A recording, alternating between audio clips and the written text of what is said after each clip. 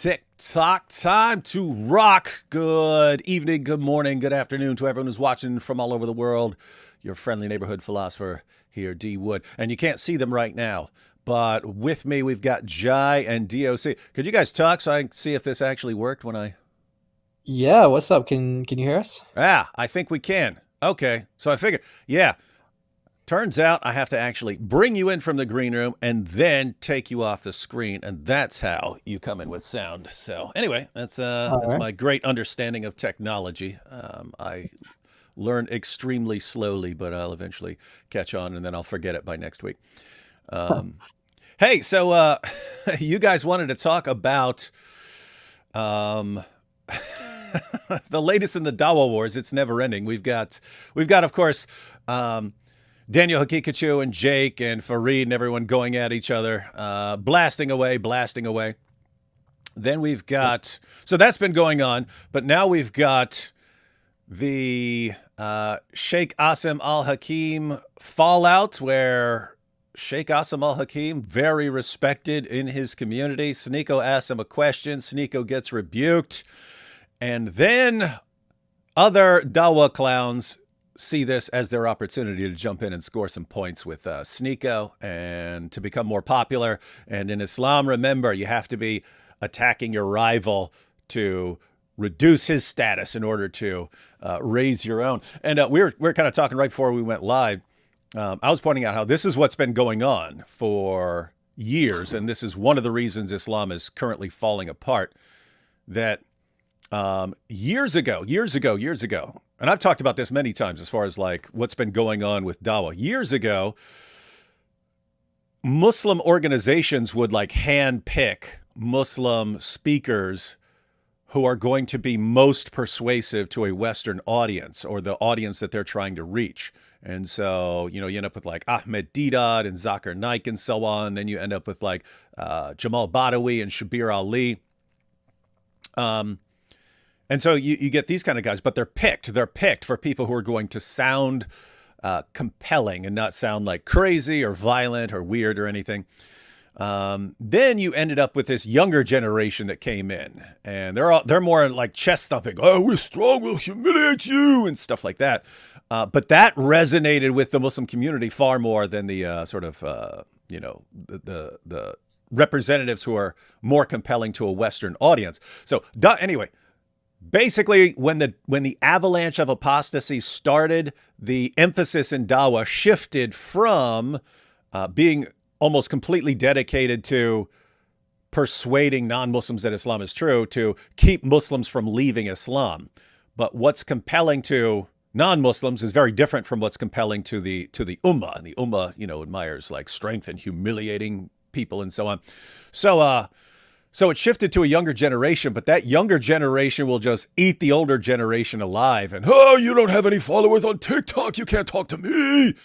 And so it's just fun. It's just funny to watch that you have all of their like their living legends like Sheikh Asim Al Hakim, and they'll just throw him under the bus in a heartbeat. And it's not just some young guy like Sneako who doesn't know any better, and he's just learning or something like that. It's Ali Dawa and Sheikh Uthman with him, like, hey, this is our opportunity to score some points and become even more significant than Sheikh Asim Al Hakim. So yeah, these are good times. What do you before we even start, guys? We're gonna go through. Jai and DOC have some video clips that we're gonna go through and some passages.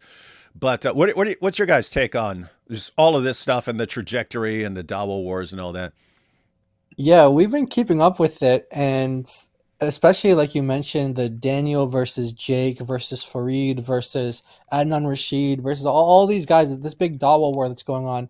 And what we noticed was that during Ramadan, a couple of them stopped because it's Ramadan, but then literally the day after Ramadan, Fareed publishes a video and he just goes right after, oh, these are all the lies Daniel's told about me. It's just so funny how they think they can, like, hey, we're gonna like fool our God, but like they plan the video during Ramadan, they make it during Ramadan, but then like as long as we don't premiere it during Ramadan or show it, we're good. We can't be seen fighting during Ramadan, and so I thought that was hilarious. And I think Jake is doing the same thing. He's got like some other videos premiered or scheduled or live stream scheduled just happens to be like a day or two after Ramadan, and yeah, it's, This is, I don't know.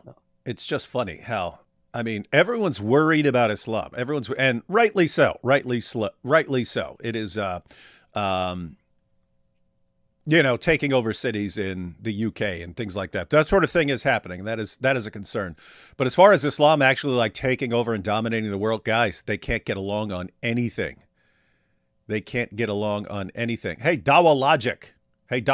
Make a coherent point. That we will be interested in responding to. Or because you're just saying Christianity is false. Make some important. Okay, now you're getting blocked. Now you're saying cry Christians. Okay, just so everyone knows, if you're just here to distract and run your mouth and insult, not interested. So bye, Dawa Logic. And keep in mind, I literally just said, hey, go ahead and make an actual point. Yep. And I would have been fine to interact with it, but. Welcome to Dawa Logic. It's kind of perfect, isn't it? Dawa Logic was his channel name. Dawa Logic says, "Lol, Christianity dumb." That's his argument. That's Dawa Logic. Awesome stuff. All right, so you guys want to jump right into it, or? Yeah, let's go. It's gonna be fun. Let's do it. If it's got Sheikh Assim al-Hakim and Sneako and Ali Dawa and Sheikh Uthman, 100% that it's going to be fun. Absolutely going to be fun. But here we go. Okay. Everybody get your popcorn out. Everyone get the popcorn out. Let me give a little background, and you guys can add background too. So if you missed it, ladies and gentlemen, when was this? This was just like a week ago or something like this part? Literally, so Sneako found out about this hadith on the first day of Ramadan, and then he asked Sheikh Assim about it like 2 weeks in. Yeah. So yeah, basically it's like 2 weeks ago, a week and a half ago, or something like that. And it's caused such a big fallout that people are still talking about it. Massive damage to the ummah. And it's just amazing because, I mean, I posted a short video on it, but it's like, of all the things in the hadith that could bother you, that you might want to ask about, that you might say, hey, I got a problem here. Of all the things, it's Muhammad saying that, the people of Yemen are best or something like, really not the beating women until their skin turns green or any of this stuff. None of that. Not the, the Aisha stuff, or none of that. Not Muhammad swearing an oath to his wives to stop having sex with his slave girl, and then Allah said I can go ahead and break that oath and go back to getting with my. None of that is what bothers you. It's Muhammad saying something about the people of Yemen. That is what sent Sneako onto an international journey to ask the great scholar Sheikh Assim al-Hakim about this great difficulty he's struggling with. So this is Sneako's perfectly functioning moral compass right here. Child marriage, fine. Beating women into submission, fine. All this subjugating unbelievers, fine. It's all awesome. Saying something positive about the people of Yemen, that's where he draws the line. Yeah. So basically, I'm basically assuming that a lot of people are familiar with this clip already. So I edited it just to get like the key points, like the highlights in there that we wanted to focus in on. But the full clip is available for anyone who's interested in seeing the whole thing. I think you and AP went over it, and you guys went over like the whole stream, didn't you? You went. I don't remember that. Oh, yeah. Well, you did. We remember watching you.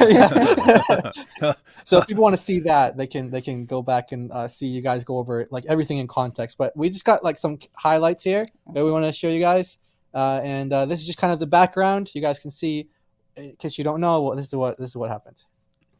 I have a question that I've been struggling with this one ever since I read this hadith, which.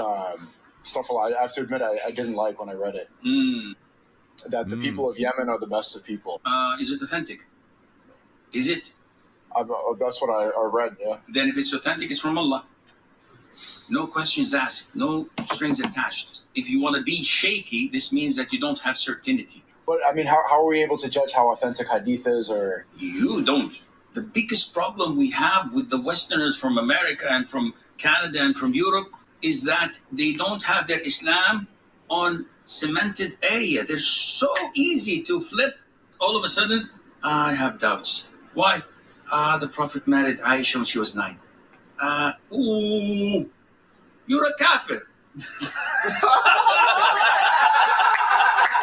If you doubt the Prophet ﷺ for a second, you're a full-fledged kafir. Get the heck out of my house. Don't even think about it. No second chances. Watch out. I don't know why you're there laughing. Guys, I don't know any of you, with all due respect. Okay. Oh. So yeah, that's the background. Sneako learned about this hadith, and he thought he would ask, hey, the big popular YouTube sheikh that's makes everybody laugh. We go to him a lot, say, hey guys, this is what Islam teaches. This is the real Islam for most things. And he's usually spot on from an Islamic perspective, but I mean, he does lie like all the others, but usually he's got a pretty good track record for being consistent with what Islam teaches. And so they thought that'd be a great idea. Bring Sneako to this guy. Hey, he'll answer your question. And you know what this reminds me of? It's not going to have the same level of impact, but it's the same dynamic as one of the younger guys coming in, thinking he's going to score some points in a conversation with one of the older generation and clear some things up, and then it just ends in disaster. And then the older guy gets condemned. But it's exactly like the Muhammad Hijab, Sheikh Yasser Qadi holds in the narrative interview where, hey, I've got some concerns. I'll go to an expert on the topic and get some answers for everyone. And the answer you get is like completely disastrous. And everyone starts doubting. And then they throw the older guy under the bus. Just like they threw Sheikh Yasser Qadi under the bus. Now they're throwing Sheikh Assim under the bus. But on that issue, now I know that I know it gets into the issue with the hadith and then the responses and so on. But on this issue of saying you are not allowed to doubt what Muhammad is, I do think it's interesting that he says if it's an authentic hadith, it's from Allah. That's like pretty hardcore. Considering what a screwed up methodology they have and how even Sahih, so-called authentic hadiths that they have contradict each other left and right. And it's like, how can you take them all as from Allah if they're contradicting each other like they do? But as far as him saying, if something is from Muhammad or something is from Allah, you do not get to question it at all. That is straight out of the Quran. That is Surah 4, verse 65, that you have no real faith until you make Muhammad judge in all disputes and have no resistance in yourself against any of Muhammad's decisions and accept them with full submission. You are not a real Muslim if you doubt anything Muhammad has ever said, or if you have any resistance against anything Muhammad has ever said. And so if you say, yeah, I'm not sure that, it's right to have, a child bride or something like that, you're not a real Muslim. So he's actually like warning this younger generation, you guys don't understand what you're doing here. You think this is like you can just toss out doubts and stuff like this, and hey, I don't think this is true, or I have a doubt about this. You're according to the Quran, you are kuffar if you act like that. You are not real Muslims. And he brings up Muhammad and Aisha, and these guys all bust out laughing. He's like, I don't know why you're laughing. I do not know why you're laughing. I have no idea why you're laughing right now. I'm telling this guy that he is on very, very dangerous ground by saying he doubts Muhammad because of this hadith. I'm completely serious here, and you guys are all laughing like it's a joke because you're a bunch of kids. And anyway, it's like in this whole scenario, he is clearly the one who is most correct from an Islamic perspective, and so that's why it's interesting that it doesn't matter because the younger guys, they're the ones with the following. Yeah, and the point about what you made about even if it's a Sahih hadith is from Allah, that's based in Islam, like in Surah 53, verse 3. He does not speak of his own, meaning Muhammad. So even if it's not Quran, if he's speaking in a hadith and you're pretty sure it goes back to him, it's coming from their God, their fake God. It would be interesting to take a clip of that. Because I'm just thinking of, wait a minute, you've got all these hadiths that contradict each other on things. And so it's clear there are clearly fabrications and so on, and mistakes and mutations and so on, even among what they regard as authentic hadiths and so on. So anyway, just I think you could kind of make fun of their entire methodology going down that road. But yeah, so guys, that's kind of what set it up. Sheikh Assim al-Hakim rebuked Sneako, said you're a kafir if you doubt what Muhammad has said and so on. And then they kind of went on, and Sneako took it and agreed with him, and then Sheikh Assim explained what the hadith meant and so on, and seemed fine until Sneako's feelings were hurt. We didn't realize that Sneako's feelings were hurt, and he had to complain. Yeah, he realized that the video went viral. I think last time I saw it had like 10 million views or something on X, something like that. 10 million views. And so Sneako, this is his reaction basically after he saw that it went viral. Now, there's a small clip at the beginning of this where he talks about how he thought that the answer was good. And I just wanted to include that because I wanted to show how he was just saying that at the time, but once he saw the aftermath, you see how he quickly changed his mind. Okay, let's see. You got a problem with that hadith, huh? Yeah, but I like the way you explained That Sheikh Assim al-Hakim video went viral everywhere, bro. I think overall I was thinking about that. I was thinking about this a lot. I think overall, that video where I asked him the question about the hadith where it says the people of Yemen are the best people about Arab supremacy, and he said, like, you're a kafir, get out of my house. I think overall, that clip was good for me, bad for him, and bad for the ummah. So overall, it was bad. But it showed that I have sincerity, but I mean, that stuff is irrelevant. Overall, it was not good. I didn't anticipate that, I got to be honest. There's some clips where I could anticipate they were going to be bad. This one, I didn't expect it. Because when I was sitting there, I thought that he was just like kind of hardcore. I did not anticipate that backlash at all.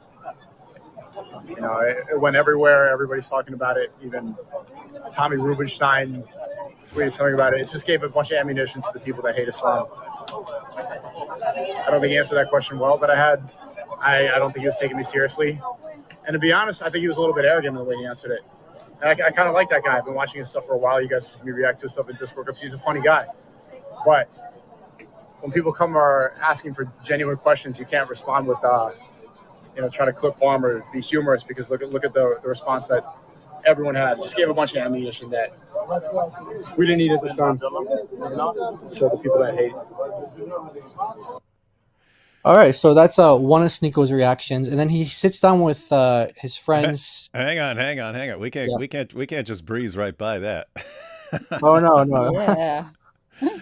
I mean, how awesome is that? That's Sneako. Yeah, see, he's a bit arrogant. He just called him arrogant. Said he did damage to the ummah with that.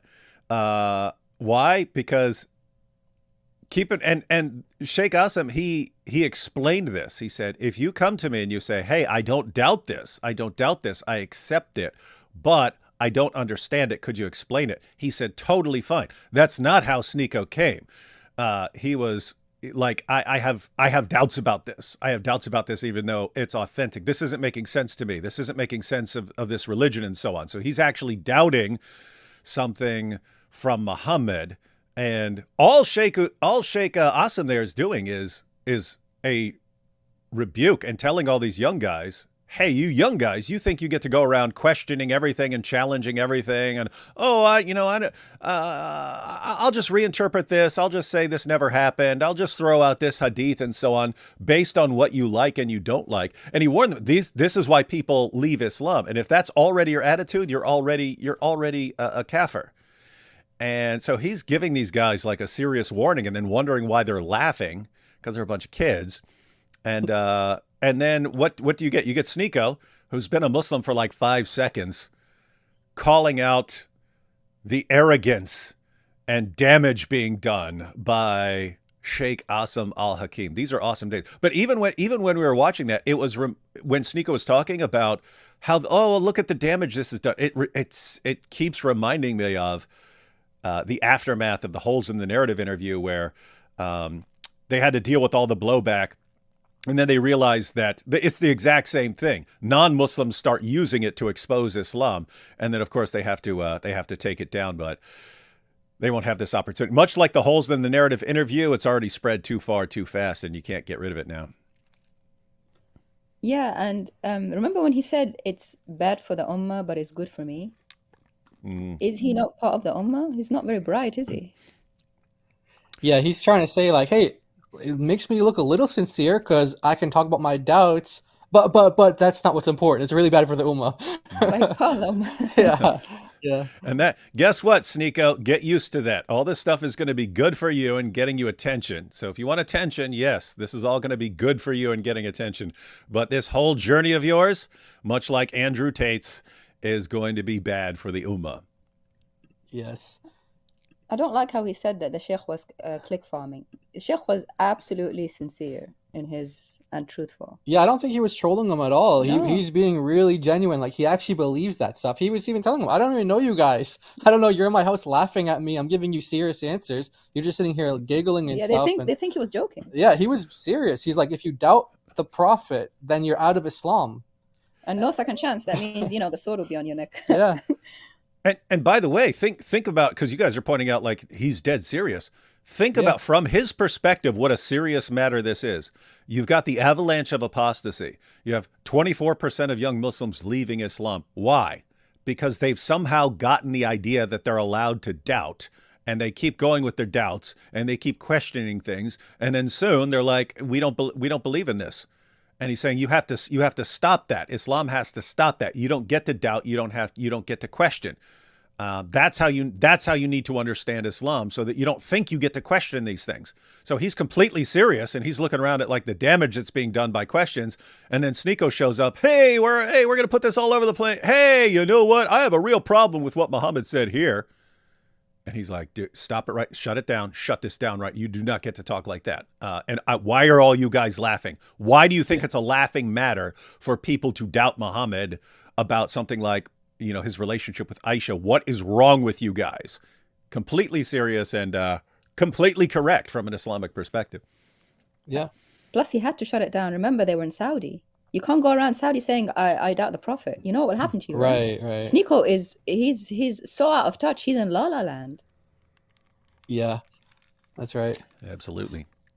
Okay, so I don't know if everyone's familiar with these characters here. So this is Adam Saleh. I think most people know him. He's a really popular YouTuber, or used to be. This is his cousin Slim. They went from like YouTubing to boxing, and then the guy next to him is the Warner. That's the guy who threw that guy or grabbed the guy over the table, or did that little acting. Oh, that's him. Oh yeah, that little skit that they all think is real. Exactly. Yeah. Look how much weight he gained during Ramadan. You guys. Yeah. Yeah. Matter of fact, when you were saying Slim, I was like, I don't know, he doesn't look slim anymore. Yeah, that's not. No, Slim is the left. Yeah. Yeah. So I know. No, even Slim. I was like, I don't know. He looks like he gained. Oh, a couple Slim. pounds. Yeah. Hang on, because this is actually important considering the range of people we have in these clips. But Slim, for anyone who doesn't remember, you guys just pointed out, this is Adam Saleh's partner back in the day. But these were the guys. Yeah, the first time. They're Yemeni, by the way. That's really important to say. Oh, okay. Yeah. I didn't know that. That makes even more sense now. Okay. But these guys, the first time I ever heard of these guys, they had like, vlog channels and stuff like that, and would do pranks and stuff like that. But anyway, the first time I ever heard about these guys was that it was coming out that CARE had condemned the NYPD's Islamophobic targeting of Muslims and so on. And it was because these guys had posted a video where they walked down this street just dressed like, just dressed in jeans and so on. And they walk by a police officer, and the police officer doesn't say anything. Then they change clothes and put on full Islamic gear and walk in front of the same police officer. And then the police officer starts harassing them. Hey, what are you guys doing there? Starts asking them questions and so on. So CARE called for an investigation, and we need to get to the bottom of this racism in the NYPD and stuff. Turns out it was totally staged.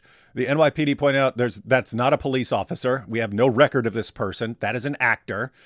And then they had to come out once they were exposed. Because keep in mind, they were just posting this on their channel and stuff. Other people exposed it, and then they had to explain it because it became a news story. So then they had to explain it and said, "Oh yeah, it was a reenactment, but it's something that happens to us every single day." And it's like, wait, you guys are walking around with video cameras all day recording stuff, and this happens to you every day, and you never bother to record it, and you have to actually stage it.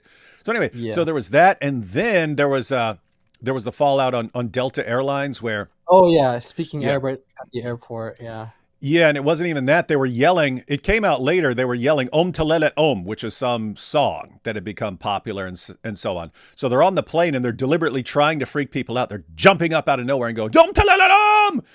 And then so the flight attendant says, "Look, you're going to have to go." And then they start recording themselves and they say, "All that happened was I called my mother to tell her I was leaving, and I said some things in Arabic. And just because I said things in Arabic, they're kicking me off the plane." And it became this huge story, and everyone's calling to boycott Delta and so on. But then, and the story spread before the plane ever landed, because when the plane landed, then they had people actually interviewing the people, and they were saying what happened, that these guys jumped up and kept yelling stuff. And that's why they were asked to get off the plane. And it had nothing to do with him making a phone call and saying some Arabic to his mother or something like that. But guess what? The story had already spread. But anyway, I just wanted to point that out because have you noticed that all these guys are compulsive liars?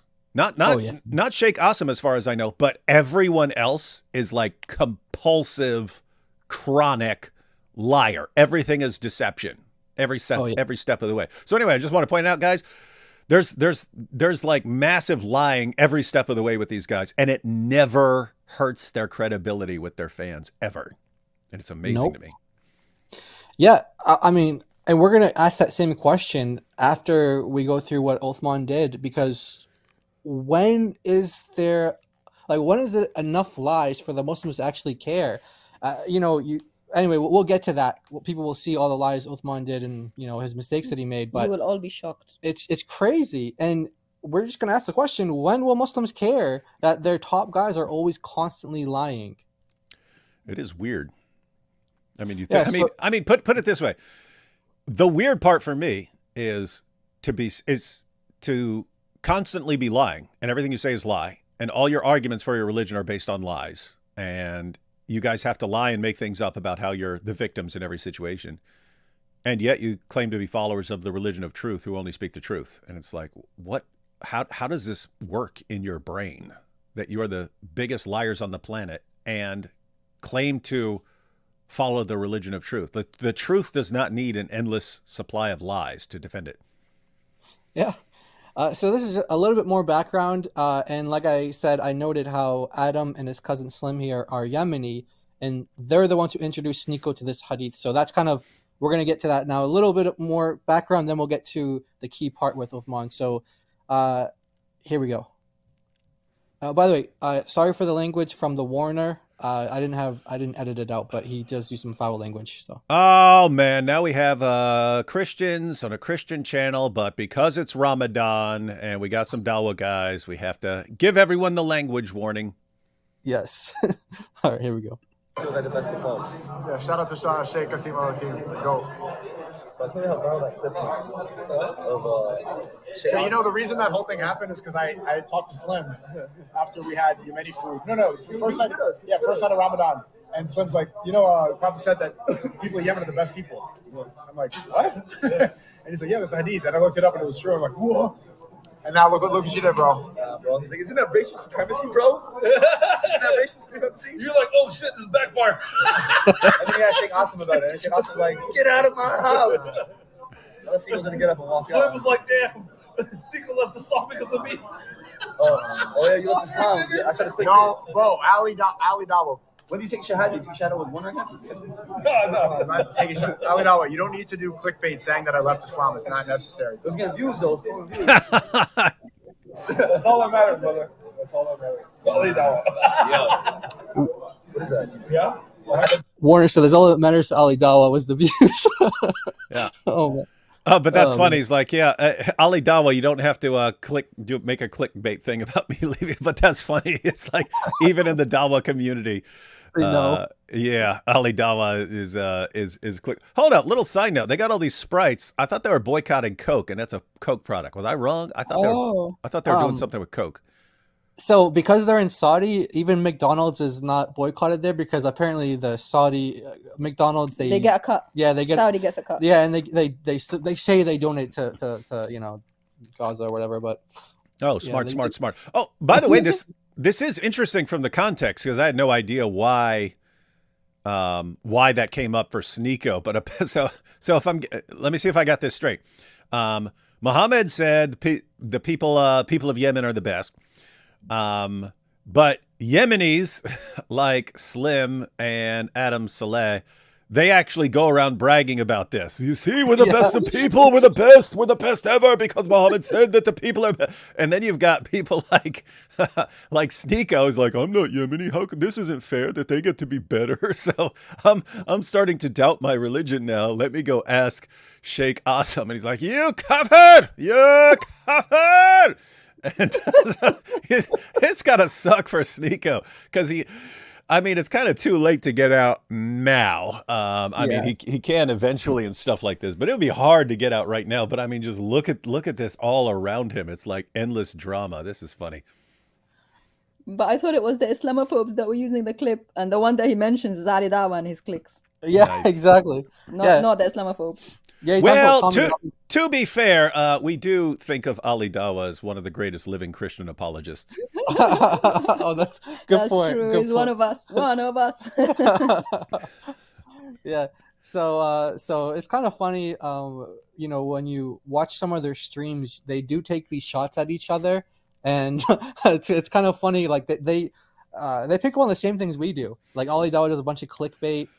They joke about Sneako leaving Islam, and it's like, yeah, that's so even Muslims, like when they're not being like, oh, Dawa we're strong, whoa, they're like, oh yeah, no, we know this is all just like a joke, and everyone just Yeah, it shows how cheap their religion is to them. Like, I can't imagine a bunch of Christians joking about apostatizing and leaving Jesus, but they just joke about it. yeah, like, just it's funny. Yeah, they're trying to hold it together. But keep in mind, they only try to hold it together just because they know people are watching. Exactly. That's the only reason. But you can tell behind the scenes, they want to rip each other apart. All of them. Oh yeah. There's no real unity. It's just unity for a show, and they can't even keep that together. Yeah, exactly. So Sneako finds out about this hadith, and it's kind of interesting because I was really curious as well. I'm like, well, how does Sneako even find out about this hadith? Because it's not a well-known one, and it's not in like any of the 6 books that everyone's familiar with. You have to. I was wondering that too, because you can find it, but you find it will be listed on like a website and stuff, and it'll say from Ahmed and so on. But so I was wondering. That's another thing I was wondering. 1, you've got all those messed up hadiths, and then 2, how did you like zero in on one that's like not even a very popular common hadith? Yeah, and so it turns out that like all the Yemenis know about it, And they show off. they show off. Some Yemeni dude showed off in front of him. Like, I couldn't imagine Sneako sitting reading some book. I was like, no, that didn't happen. Yeah, he just showed off onto him in like a Yemeni restaurant. Sneako's probably like, oh man, this food is great. They're like, oh yeah, did you know that we're the best of people? Like, We're superior to you. We're superior to you. Bow down and kiss our feet. And so I guess we can thank Slim and Adam for causing this whole thing. But yeah, I was like you guys. I was like, how is Sneako seriously like going this deep into hadiths that he's finding all these like obscure ones that we never hear about and stuff? He's like studying. Is he like really studying behind the scenes? And nope, it's someone who's running his mouth and said we're the best. Exactly. Awesome. So thank you, Slim, for causing this massive division in the Ummah. You're doing a great job. Not as great as Ali Dawa, but you're doing a bang up job. Yeah.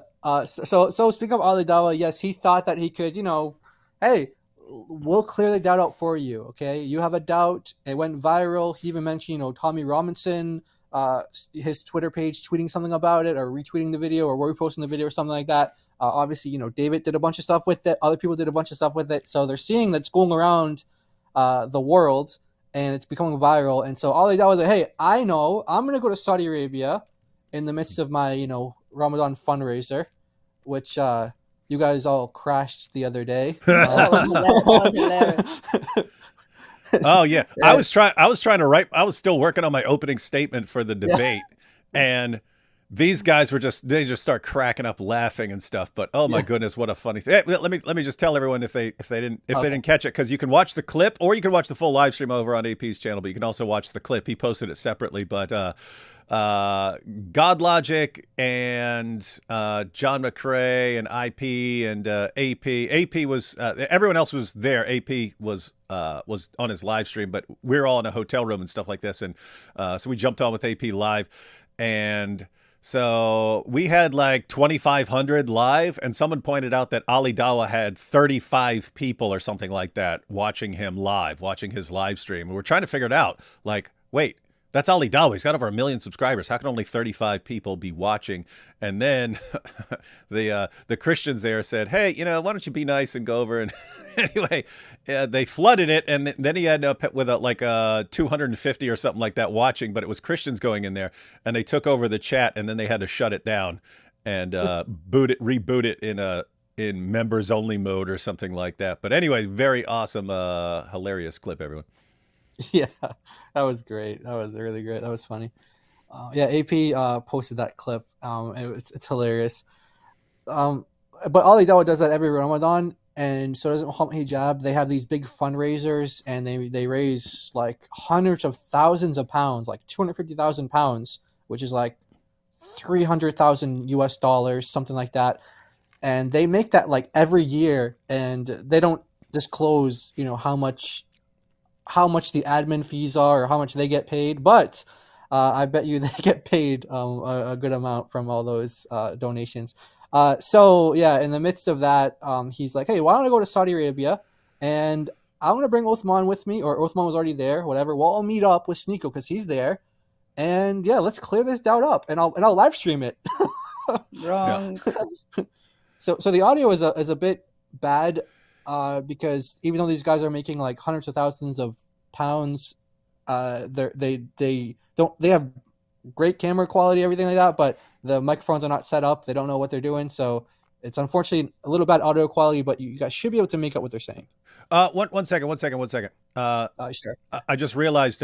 So we got this first batch. I was just gonna go through all of this and then get to the super chats, but I realized some of the super chats are commenting on like the Sheikh Assim thing and stuff like that. So let's go through these just so we're not getting super chats that are like from way earlier later on. Sure. So let's go through this first batch and then we'll jump in there. Let's see. It's a little hard to read with the background. You got a darker screen there. Let me see this one. Nope, that's not. I can always just let's see. I can always put myself back up on the screen real quick while we go through these. There you go. What do Lily J and Kurt Cobain have in common? They both like to have their money. Very rude. Come on. The guy died. The guy died. What's wrong with you? What's up? Speaking about Lily J, she pulled a reverse Uno card on the Muslims the other day. Did you see that? Which one? She did a reverse Uno card. So Muslims are always telling her, why aren't you covered up? Why aren't you covering your beauty? Why aren't you wearing hijab? So apparently on like Eid or something, she actually did wear hijab. And then all the Muslims were commenting, mashallah, sister, you're so beautiful. Mashallah, mashallah. And she's like, hold on a second. You guys are telling me that I need to cover up my beauty, but then when I put it on, you're all saying how beautiful I am. So how does that work? She said, should I take it back Should I take it off? ChatGPT, how does this work? Why do they tell me to cover my beauty, but then say I'm beautiful when I cover up? So she did like a reverse Uno card, and the Muslims are still recovering from that. They don't know how to really respond. So one guy was like, why don't you just put the niqab on then? Just cover everything. Oh, yeah. Hey, so was that in a tweet or something like that? I might want to check that out. That's funny. Yeah, we screenshotted it. Yeah, that's why these are just awesome times with like this new generation, and you've got all these guys. But by the way, the thing with like the dynamic with Sheikh Assim and Sheikh Assim on one side, and then Sneako and Ali Dawa and Sheikh Uthman on the other side. Say what you want about Sheikh Assim Al Hakim. His goal is preserving and promoting Islam. That's his goal. And so when he sees everyone doing something dangerous, he like is quick to jump in there and rebuke them. His goal is Islam. These other guys, whether they realize it or not, they're obsessed with popularity and attention and so on. So those two things will always come into conflict, and that's what is going to be going on in the future of Islam. You've got the people who are in it for the attention and so on, and the people who are in it for Islam. Those two groups will be in conflict. And guess what? The people who are in it for attention, those are the guys who are better on social media usually.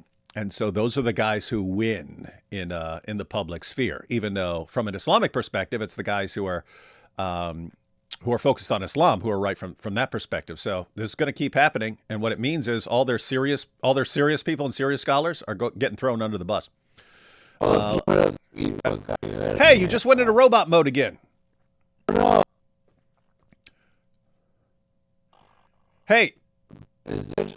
No, you got to cut out and cut back in, but I know what the issue is, just so you know. I can tell you how to fix that. Let's see, how'd the debate go? I look forward to watching it. One sec. All right, you there? Let's see. Oops. Okay. Yeah, I figured out the issue too. Yeah. Someone said if you what browser did you just use? Chrome. Yeah, I think if you use Safari, it won't do that. I think that's what someone told me that. Okay, I can send you the link. I'll just send you the tweet on. Or you could just read it if it's a tweet. Oh, you want to read it? She says, "So I wore hijab in my last video, and so many Muslim men commented that I look more beautiful." Oh, more beautiful. They said more beautiful. Yes, a bunch of Muslim men curved on her. Isn't the whole point of hijab to conceal my beauty? ? Yeah, that's funny. That's totally funny because I mean she's making an important point. Whereas what they're doing is the same thing they always do. They harass you and heap abuse on you when you don't do what they want, and then when you do what they want, they shower you with praise. And so they think, she did what we want. Now let's praise her and say how she looks even more beautiful. But I didn't even know she had the ability to spot inconsistency like that. But apparently there are a few brain cells that actually. Well, I mean, she sounds really dumb in her videos, but I mean, if she is at the end of the day pulling off a massive grift, and that always does take some level of intelligence. So, but as far as how the debate went, everyone liked the debate. I'm not sure when we're releasing it. We have to get it first. I was just telling Jai and DOC before we started that I didn't know what kind of crash it was, but it was happening through the debate, and then by the time we got to the discussion, so all the opening statements and rebuttals and stuff like that was awesome. But I started zoning out, and then I totally energy-wise crashed, and I couldn't figure out why. I mean, I was of course sleep deprived, but I'm always sleep deprived in those situations. Almost every time you see me debate, I'm massively sleep deprived. So that's just a way of life. That's normal. So I couldn't figure out why I had complete energy crash. And I was telling Jai and DOC, it feels like if you've ever been in a car and you're driving and you haven't had enough sleep and you're falling asleep at the wheel. That's what it was like. I never had that in a debate. I've had times in debate where I zone people out because they're saying stuff that has nothing to do with the debate and so on, but nothing to where I actually couldn't pay attention. And it wasn't until I got home. I got home last night and I was telling my son, I was like, yeah, I totally crashed energy wise and I couldn't focus. But I said I had a bunch of caffeine right before the debate. So I don't even know what it was. And he says, was it caffeine pills or was it energy drinks? And I said, energy drinks. And he goes, was it the ones with a bunch of sugar in it? And I go, yeah. And I go, oh, I've never had sugar crashes before, but I've been staying off sugar. I don't know if anyone's noticed, but I've been getting way more shredded, but I've been completely avoiding sugar and stuff. But yes, I had a bunch of, and even now, I put creamer in my coffee, but there's no sugar in here. And so anyway, had a big energy crash. With that said, it was still cool and awesome. And he was probably, he flew across the ocean, so he was probably tired too. But he didn't have that crash the way I did. Anyway, it was still cool. A lot of people, everyone said they loved my opening argument and stuff like that, and he really didn't touch it. But anyway, yeah, people will see that. But it was a fun debate. Hung out with Alex a little bit. He seems super cool. He's a bit meaner when he debates, as far as he's really chill and laid back when you're just talking to him. But anyway, yep, Alex is cool to hang out with. Does he like go into Muhammad hijab mode or something like in the debates? Yeah. The switch turns on. He's like, hey, turns out he's actually funny, because I still wasn't terribly familiar with him. I've only seen a couple things with him, like mostly like a couple interviews and discussions he did with other people and so on. But yeah, I don't know if I want to give away how he started off, because, well, I don't know. It's just people watching here, and some people have already seen it. But it was actually funny. He gets up and he greets everyone and says, as we say in the UK, Assalamu alaikum. I thought that was hilarious. Yeah. So yeah, guys. Yeah. It'll it'll be fun to watch, guys. And I'm glad I actually got to sort of that first round of Alex's responses to see how someone would react, because I want to put out a video on my arguments, because I think it's weird. All the arguments that people normally give for how Jesus is claiming to be God, I think people are generally missing what I think is like the main way that he and his followers claim that he's God. So I made an argument based on that, and but yeah, you guys will see that in a couple days. So it'd be cool seeing Anthony respond to that too. See, that's the thing. He wasn't really responding to it. Let me go ahead and put it this way: when we debated, it seems like he showed up with like prepared responses to arguments for the deity of Christ, and then it wasn't none of it was my argument, and then he just stuck with the arguments that he showed up with. Right? He stuck with the points he showed. That was script kind of thing.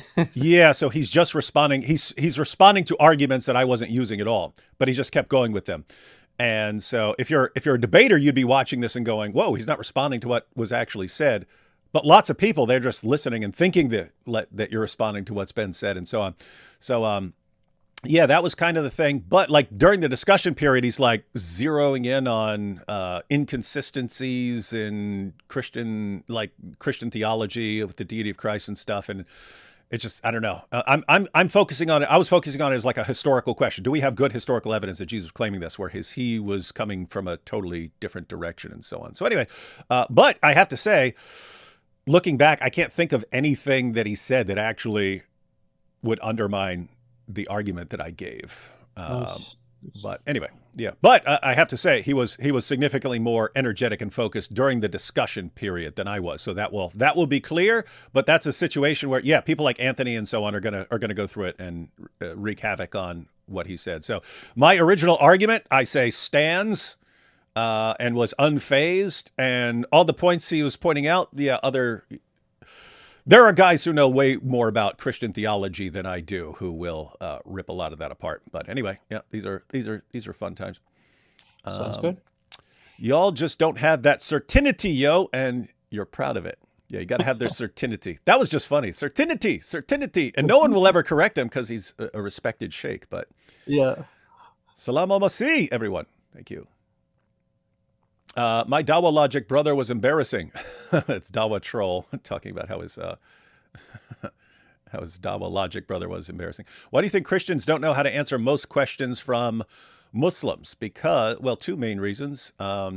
One, Muslims are raised to attack Christian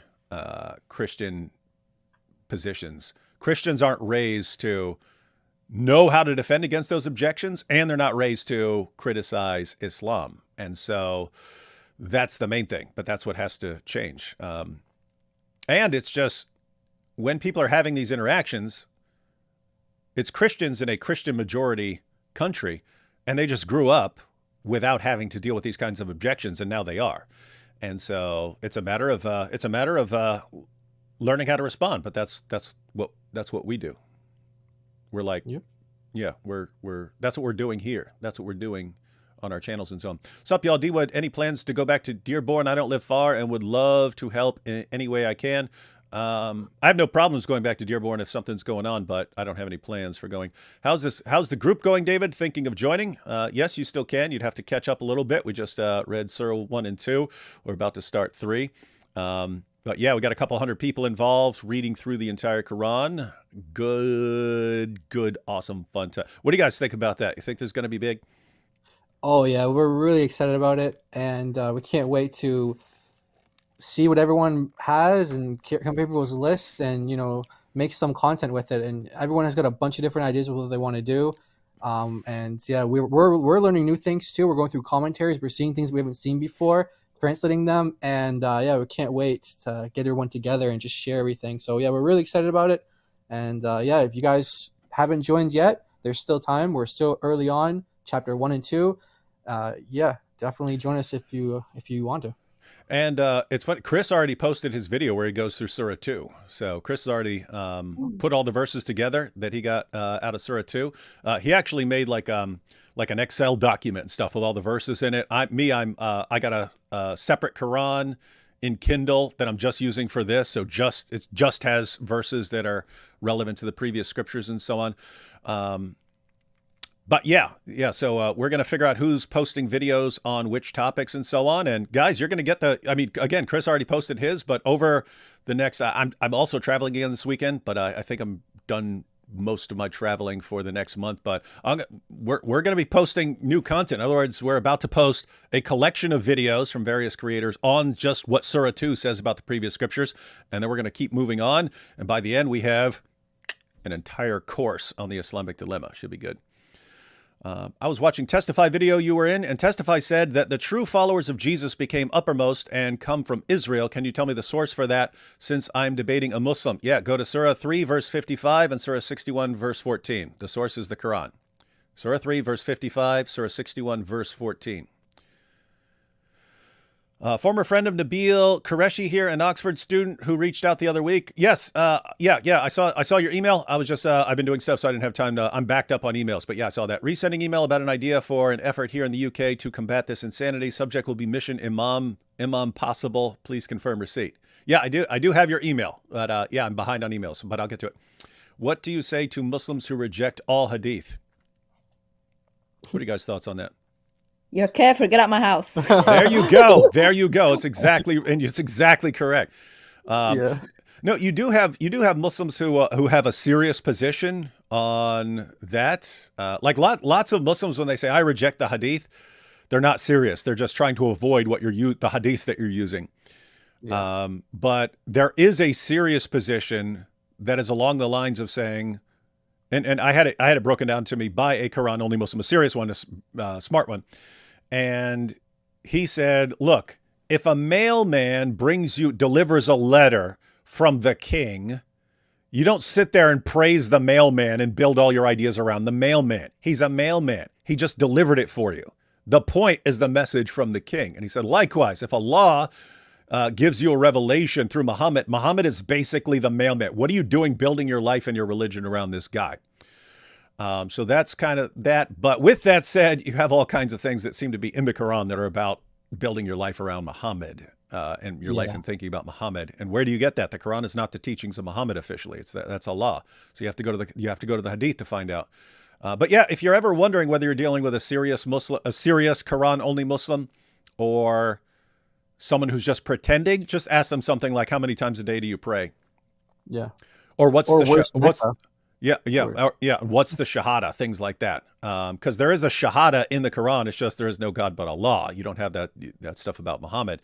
Matter of fact, that same Quran only Muslim, I was like, well, if you're Quran only, do you recite the shahada with Muhammad? And he goes, nah, it's shirk. And I was like, whoa. He just called it shirk, man. He called the shahada shirk.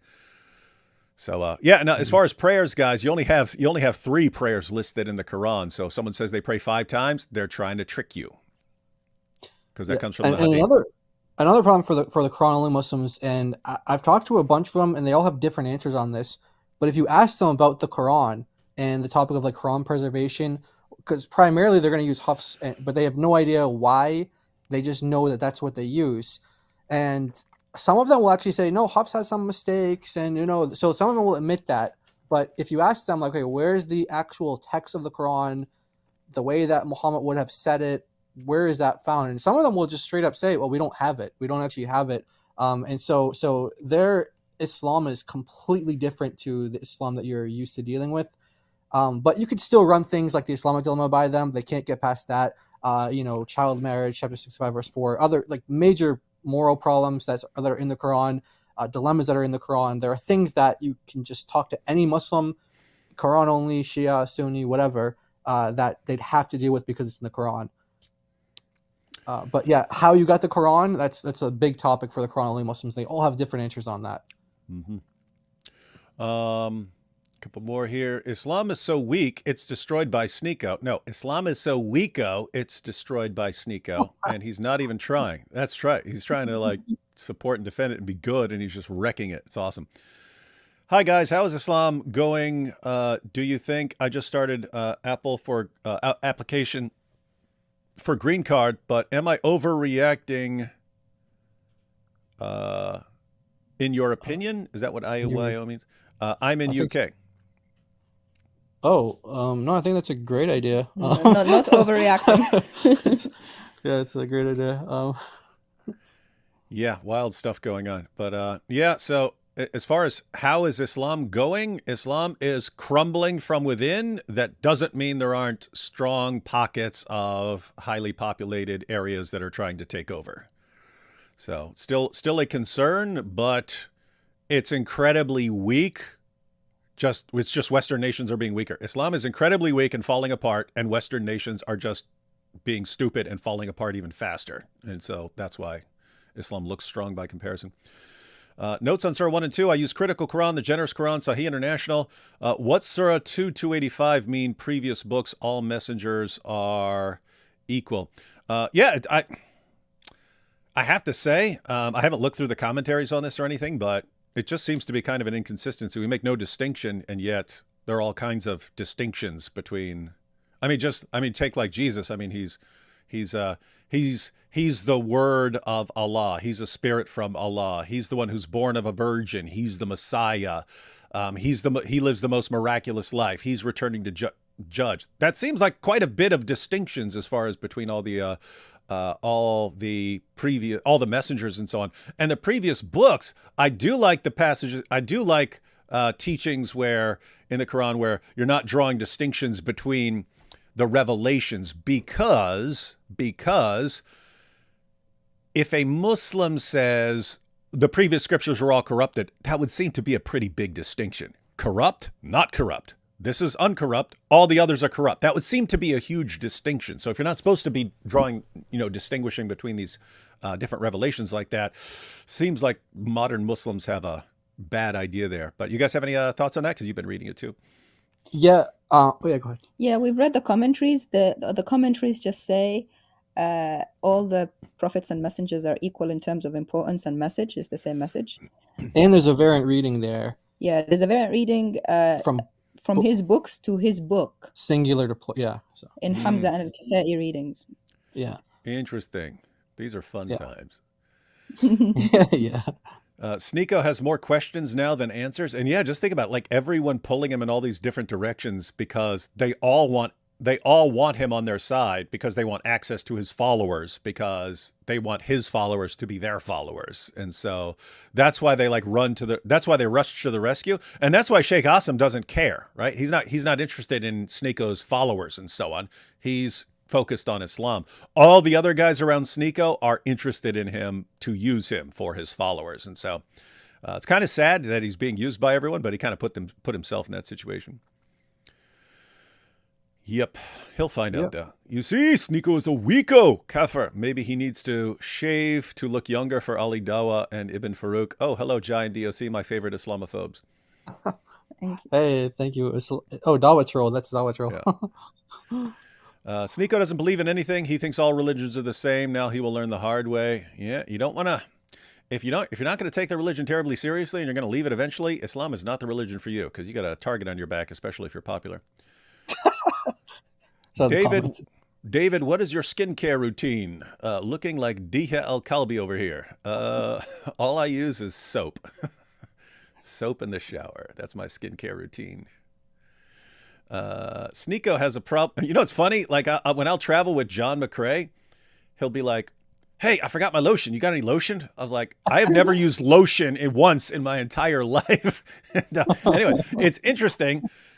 It's more common for black guys to use lotion than white guys, but black guys don't know that about white guys, and they think all guys use lotion and stuff. And so I had this problem when I was locked up. Hey, can I borrow some lotion? Why would I have lotion? And anyway, it's a weird situation. Anyway, cultural differences.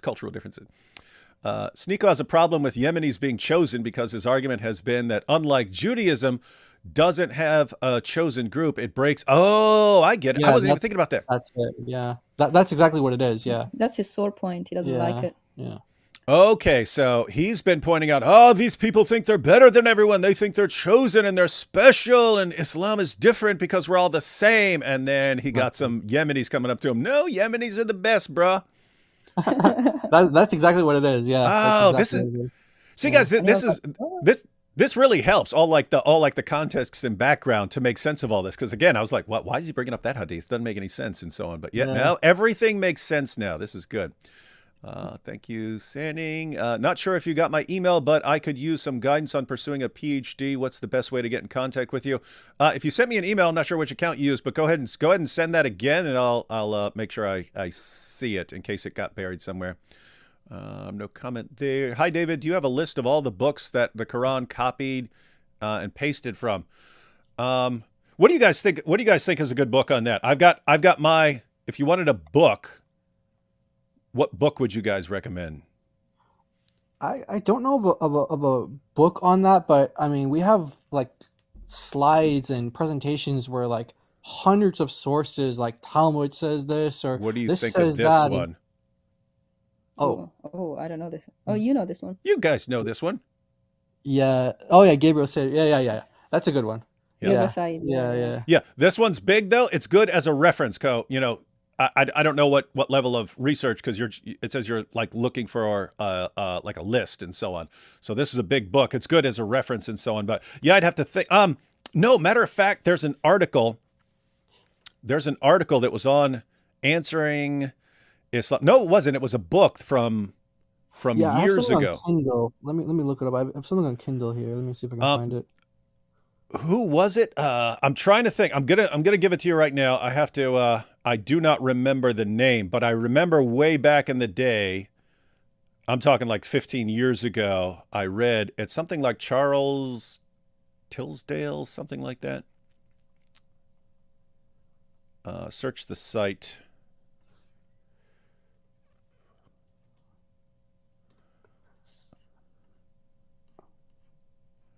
Oh, that is right. I actually got the name right. Okay, so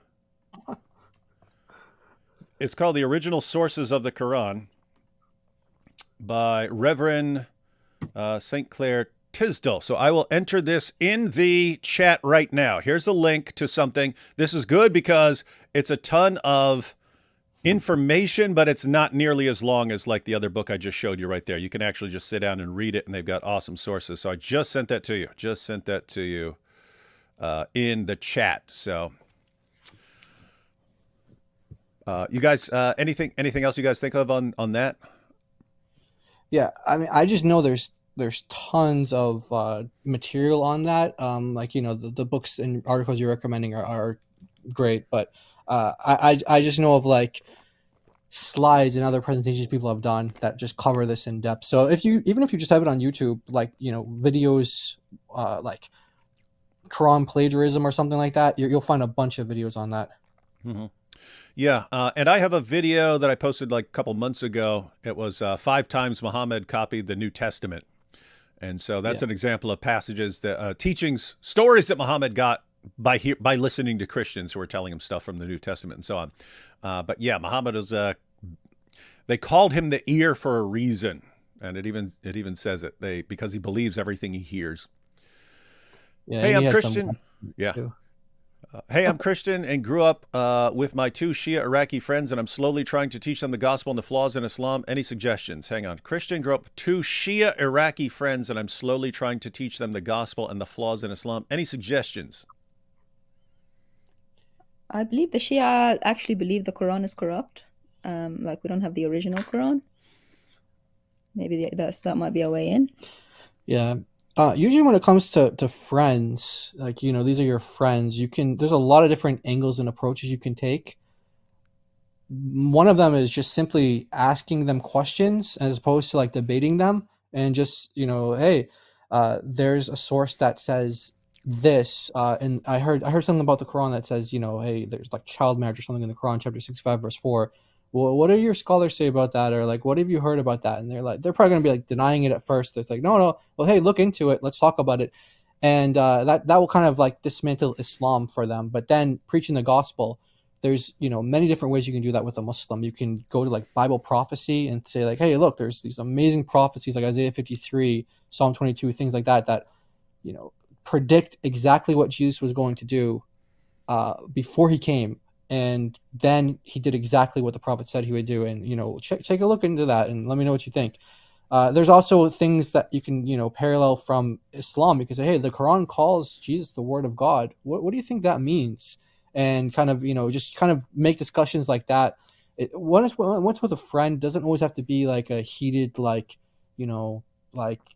yelling at each other kind of thing. Like some of the discussions that when we get like people, Muslims who call in shows, a lot of them just end up yelling and stuff like that. But when it's with your friend, you can be a little bit more like it's usually a little bit more calmer. Yeah. Mm. And the only thing I would add, FX Merlin, is learn the Islamic dilemma well. That works with anyone who believes in the Quran. So, I mean, if you really wanted to go into depth into Shia Islam, you can grab the sources like Al-Kafi and so on, learn their hadiths and so on. But if you're going to do anything, listen to what Jai just pointed out as far as asking questions and so on about these various issues and trying to get them to think and trying to get more information in their heads. But definitely need to learn the Islamic dilemma. So be watching for the content we put out, because we're going to pay attention to the content we put out, and you will be an expert in the topic very soon. My college has a center where I can go to learn about Islam, reaching Muslims. I'm planning on stopping by due to your videos inspiring me to reach them. That is awesome. It's good stuff. That's what needs to happen. Brother, I have doubts. Sheikh Awesome. What doubts, man? What kind of man are you anyway? That's basically correct. David Wood revealed in a DNA test that he's part black. That's why his skin don't crack. That's weird. I didn't even know I had great skin or anything. But I'm finding out today I have skin that that's making everyone else jealous. So that's good to know. Yeah, you don't even use cream. No lotion. And the soap I use, whatever's on sale. It's Irish Spring, Safeguard, the hard stuff, ladies and gentlemen, the hard stuff. And your Is it true you're part black? Your DNA test says you're part black. It came up as 1%. I have like some ancestor from Uganda or something like that. I just thought the only reason I mentioned it one day was because the Hebrew Israelites believe that I'm not one particular group, the GMS. They believe that I'm a Hebrew Israelite. They believe they can detect it in various ways. If you're really one of the black Hebrew Israelites and you actually go back. See, you have some that believe that, ultimately I have this black Israelite ancestor. And so I am officially one of them. But, there was so much, there were so many white people along the way that I now look white. But they believe that your true nature can be revealed in certain ways. And so it's kind of a funny situation. So anyway, they told me that before I had my DNA test. Then I got the DNA test and it says, nope, you got a black ancestor. Like, oh, I can tell them they're right and go stand in line with them and break it out. What's funny though is when you see the Hebrew Israelites interacting with like African migrants and stuff, like people that are actually from like, let's say Somalia or Uganda itself or Nigeria, they'll treat them like they don't have a chance to like so you think just because they're all black skinned, they're like, oh, you guys are good, you're in, but they're like, no, these guys they're Africans, they're Hamites, they're not actually from Shem, so they don't have a chance, just like a white person doesn't have a chance, like so. Oh wow. Yeah, so they treat Africans just like they treat Europeans. That's true. Let's see. Just been watching how Muhammad copied off the Legends of the Jews book and Quran verse 27:18. Islam as well. Yep, 27. That's the ants. The story of the ants and these awesome talking ants. Let's see, Governor. Hey, David, will you be coming to South Africa? I'd be happy to go to South Africa, but I have no plans to go there anytime. Czech Republic, kids walk to school safely, but more Muslims are arriving. Locals don't know Islam well. I've seen them harass girls when I confront them. Problem, they flee, still minority here. Well, That's how they start, and then they get, Yeah, you're bigger talking and about bigger. yeah, and you're talking Czech Republic, but that's kind of this. It's kind of the exact same story everywhere, isn't it? Hi, David. Loving the dilemma groups. Do you think you won the debate? Yes, in terms of my argument was not defeated. In terms of perception, people will notice. I mean, I think people who are like watching the opening statements and rebuttals and so on, if you're at all paying attention, I think it's pretty clear that he didn't have a good response to my argument. As far as the discussion period, he just look massively stronger. One, he's already like a better conversationalist than I am. So even if we were at 100%, he would probably still be stronger than me in like a discussion. He's really good at that. I've seen him just like shred even his fellow atheists and stuff like that if they disagree with him. Really? But yeah, I did have a kind of energy crash, and so I don't even know what I looked like on there, but I just know how my thinking was. So I'm assuming I came across as like really low energy and so on. But anyway, guys, it'll be out soon. Everyone can check it out. And yep, I'll be interested in feedback on the actual argument. Last one here. Are you gonna go Quranic or actual chronological order on your project so abrogations will make sense? Well, we're not really focused on abrogation. We're focused on just passages that talk about the previous scriptures. We're just going directly through the Quran as the surahs are laid out. However, I am interested at some point in then taking all the verses that have to do with the previous scriptures and putting them in chronological order as to the revelation to see if anything emerges. Because I can't think of anything that would stand out because I've never put them all in order to see if there's any like change in perspective over time on the previous scriptures or something like that, or if anything emerges once they're put into order. So yeah, I don't know, but that's all stuff we'll be finding out as we go, and that's why we're doing it. That's why we're doing it, because we'll be able to come up with new and awesome formulations of the Islamic dilemma, and I guarantee we're going to see all kinds of things that we've missed by going through it and really, really going through every single verse. All right. We ready to get back to this? So this you were pointing out before, and I've seen this clip too. Yeah, the audio is bad here. And Jai pointed out these guys make piles and piles of money, and they just somehow end up with not great audio and stuff. So guys, this is not on our end. The audio's a little garbled for this video. Yeah. All right. So let's go. There was a question that you asked. I can ask the question again. Please, you can ask the question again. I probably phrased it incorrectly. So there's a hadith that I read that I've been struggling with comprehending properly and fully believing it, for being honest. And the hadith reads, the Prophet Muhammad ﷺ said, the people of Yemen are the best people. And when I read that, it was conflicting because the reason I became Muslim because it gets rid of racial supremacy. And there's a famous hadith from the Prophet ﷺ where he says that there's no race that's superior than the other. Just want to pause there. So you see, that's when Sneako highlights the problem. He says that one of the reasons why he came to Islam was because it defeats racial supremacy. Yeah. So just want to point that out. We're all created equal and we're judged based off what's in our hearts. So I ask you, Sheikh Uthman, how can there be no racial supremacy within Islam, but also the people of Yemen be the best people? First thing, alhamdulillah, that's a great question.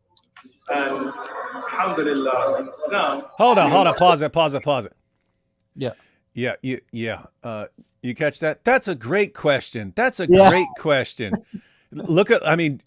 Guys, you gotta... Sheikh Uthman is a total manipulator, right? He's a total manipulator and a grifter. And when they see a situation like this, here's a guy, I'm not talking about Sneako, Sheikh Assim. Here's a chance for me to one-up Sheikh Assim and look better than him when it comes to Sneako and his followers. So keep in mind, you've got Sneako, he's got a ton of followers, and they just saw Sheikh Assim al-Hakim like shut him down and humiliate him.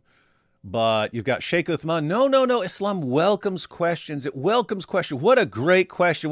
So he's buddying up. He's the good guy. Sheikh Assim is the bad guy. That's what's going on here. Exactly. Yeah, great question. Okay, here we go. That's his way of saying like, oh, listen to what I'm about to say. Like, he fills them with some praise. And here's what I'm thinking. I'm thinking that they knew that they were going to address this topic together. Like, this didn't just come up. But watch what Uthman does with the answer here. When you don't know, go and ask the people of knowledge. So the first thing is the hadith you're referencing, خير الرجال رجال اليمن. This is mentioned in a riwayah that is mentioned by the Imam Ahmad in his Musnad and other ulama. This riwayah, there is a problem in the chain. So this is something we need. This is why everybody should understand some of the ulum of hadith. The riwayah in Sahih Muslim, it mentions al-iman al-yaman wal-hikmah yamaniyah. Yani that iman is a sifa from the people of Yemen, and wisdom is something that is from Yemen. It does not include this section that you mentioned, that the best men are the men of Yemen. Okay. And so, Sa'id ibn Musayyib is a tabi'i. Okay. He's the one that reports this from Abu Huraira. Al-Haythami, one of the early scholars who recorded the hadith, said that the rijal are all good except the fact that Sa'id ibn Musayyib never met Abu Huraira. So there's a break in between those two. Right? And because the stronger narration, which is in Sahih Bukhari Muslim, doesn't have that wording, so what is correct is that no doubt the hadith in Sahih Muslim, this is mahfud. This is what is the correct wording. So what does that mean? That no, we don't say that the best of men are any particular nationality. Okay. So he's doing a number of things here, made a number of mistakes. I just kind of noted them here, but we're going to get into them more in detail in a bit. But so he's essentially saying that, as is the case with many hadith, there's so many different versions of a particular hadith and how it's worded. And he's saying that, that particular wording of the hadith that starts with, the people of Yemen are the best of all people, it goes on, it says, and faith is Yemeni and wisdom is Yemeni and things like that. He's like, there's another version of that hadith that doesn't have that phrase, the people of Yemen are the best of all people. And that appears in, Sahih Muslim and Al-Bukhari. And if you look in those ones, it doesn't include that line. And so actually, if you look at the chain for that hadith that says that the people of Yemen are the best of people, that there's actually a problem there, because the person who Uthman claims is narrating the hadith, which is Abu Huraira, gets it from someone called Sa'id bin Musayyib, who doesn't actually have a connection to Abu Huraira. Actually, he's saying like there's a break in the chain. So because there's a break in the chain there's a problem there. Let's go to the one in Muslim or the one in Bukhari, which doesn't include that line because it's a stronger chain. So that's what he's arguing here. So hang on. Just so everyone's on the same page, because they'll need to understand this for moving forward if he's wrong.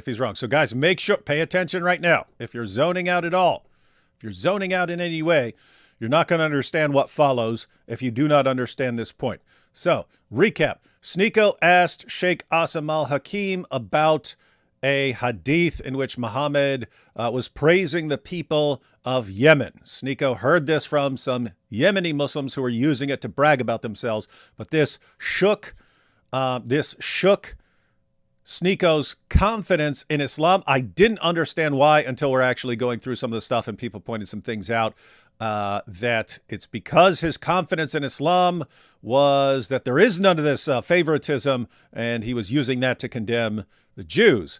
And so Islam is different. It doesn't praise one group of people as special beyond all others. And then he finds out, no, Muhammad did that. So that's why it became a big issue.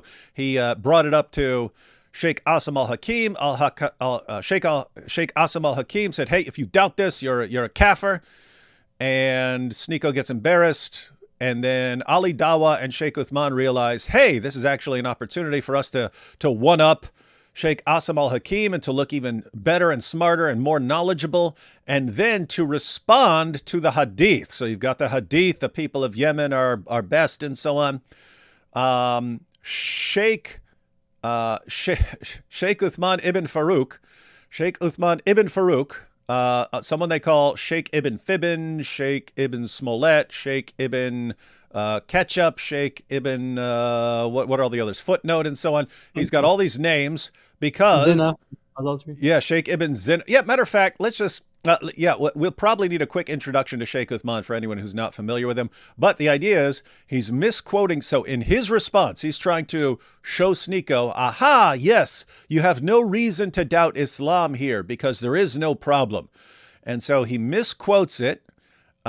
He misquotes the verse. He misquotes the hadith.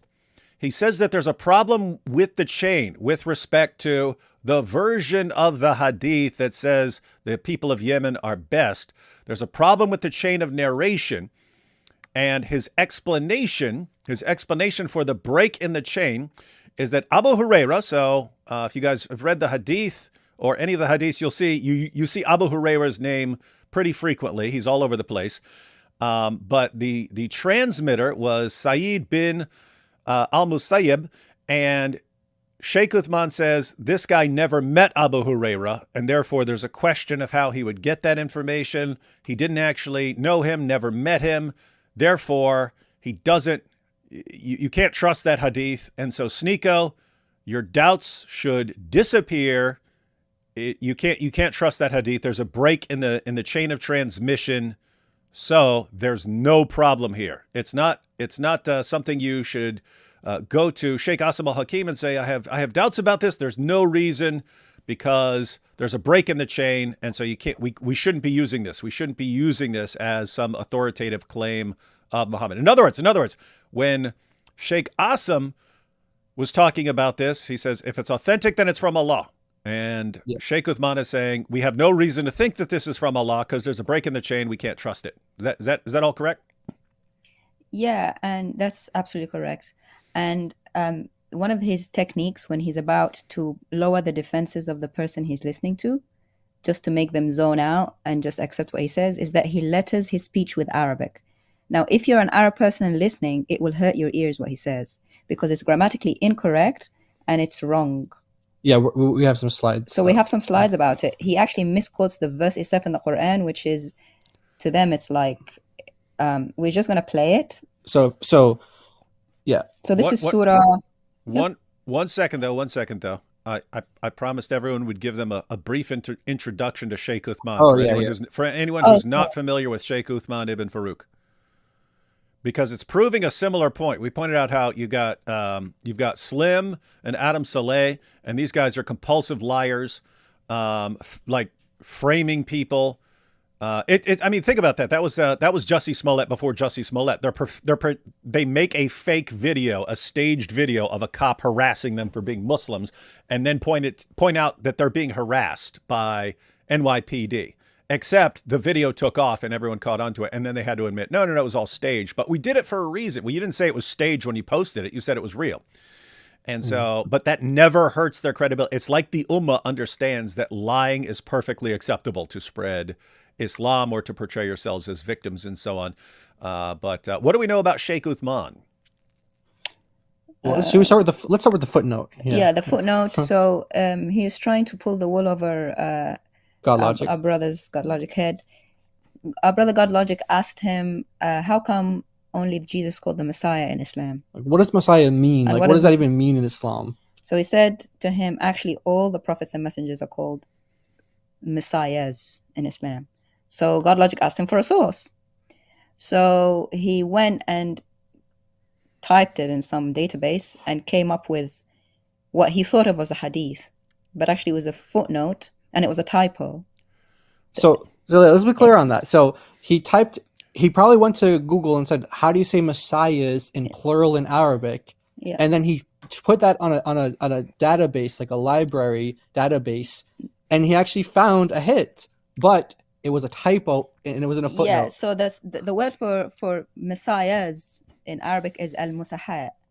So some modern editor put that, but what he meant to say was a samha, which is a typo. It makes it an opposite of some of the consonants in the word. And he was talking about something completely different. Like he was talking about how the Sharia is samha, which means Sharia is kind. Gentle, which is, by the way, the Sharia isn't gentle. You know anything about Sharia. But anyway, he was trying to say the Sharia is gentle. And because he made a typo, it looked like the word for Messiah is in the plural. This jahil, ignorant person, thought he was talking about messiahs. And he thought it was a hadith when it wasn't. It was a modern editor. In the footnotes. Yeah. Okay, hang on. Quick question. So an objection is brought to Sheikh Uthman. Why is Jesus the Messiah and others aren't? And then his response is, no, others are messiahs. And then so he has to find something to support that. So Yeah. he must have done some sort of search looking for messiahs in the sources. And he finds something that he thinks is a hadith, but it's actually a footnote. And it's a spelling mistake. Yeah. So when he goes to show that evidence, that powerful evidence, did he sound completely confident in what he was saying, like he knew that he was absolutely correct and was very knowledgeable? Oh, yeah. He was saying to Avery, like, "Oh, don't be nervous. Don't be nervous." Like he thought he had him on the ropes. He thought like it was, and he was translating the footnote as if it was talking about multiple messiahs. Yeah, he thought it was a hadith, which it wasn't. Yeah. The footnote started, "Dear reader." Yeah, like dear reader. So I don't know what hadith starts with "Dear reader." Yeah.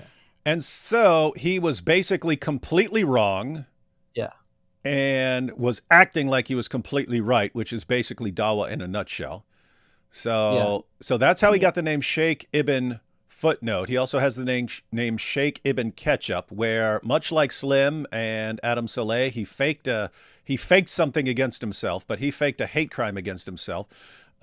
He squirted, it wasn't ketchup to be fair, but it was fake blood. As someone who's worked with fake blood and has seen tons of real blood, that was the most obvious fake blood on the planet. And it was clearly sprayed on him from outside and not leaking out from a wound. But he may have actually gotten into a fight with someone. That part looked real, but he claimed that this is Islamophobe and the guy stabbed him and that they're trying to stop the dawah. And then he blamed me and AP for not condemning it, even though we didn't even know about it. So if he had just said that, it would have been hard to prove. But then he kept going on and saying, yes, and I filed a police report and the police have the weapon. And then he keeps posting more and more follow-ups. And yes, they've arrested the guy. Oh, now he's gone to court. Oh, he's been convicted. Yeah, he's in prison. Meanwhile, people are contacting the police. They never heard of any of this, have no idea of any sort of report, and no idea that anything's going on. Prosecutors, the courts, no one's ever heard of any of this. Should be obvious that you're dealing with a compulsive liar. So anyway, that's why they call him Sheikh Ibn Smollett, after Jussie Smollett, and Sheikh Ibn Fibbin. But that wasn't... And the guy converted in prison, by the way. Yeah, he went and gave him dawah in prison, and he made a whole movie out of it. The documentary, which he claimed that he made a documentary, and many years ago he said it's going to be out next year. I'm interviewing police in it. I interview people who were involved, and no one has ever seen this documentary. It doesn't exist. He's actually produced other documentaries since then, like when he got banned from like Trinidad or something like that, or whatever it was. But he's never produced that documentary. And he claims that this guy actually became a Muslim in prison now, or jail or something like that. And so to anyone else who's watching this, it's obvious you're dealing with a compulsive liar, and he'll just say whatever he needs to say at any given moment, because he knows there's no accountability in the ummah. And as long as you are humiliating the kuffar, it doesn't matter how completely deceptive you're being. You can lie to everyone. They just do not care.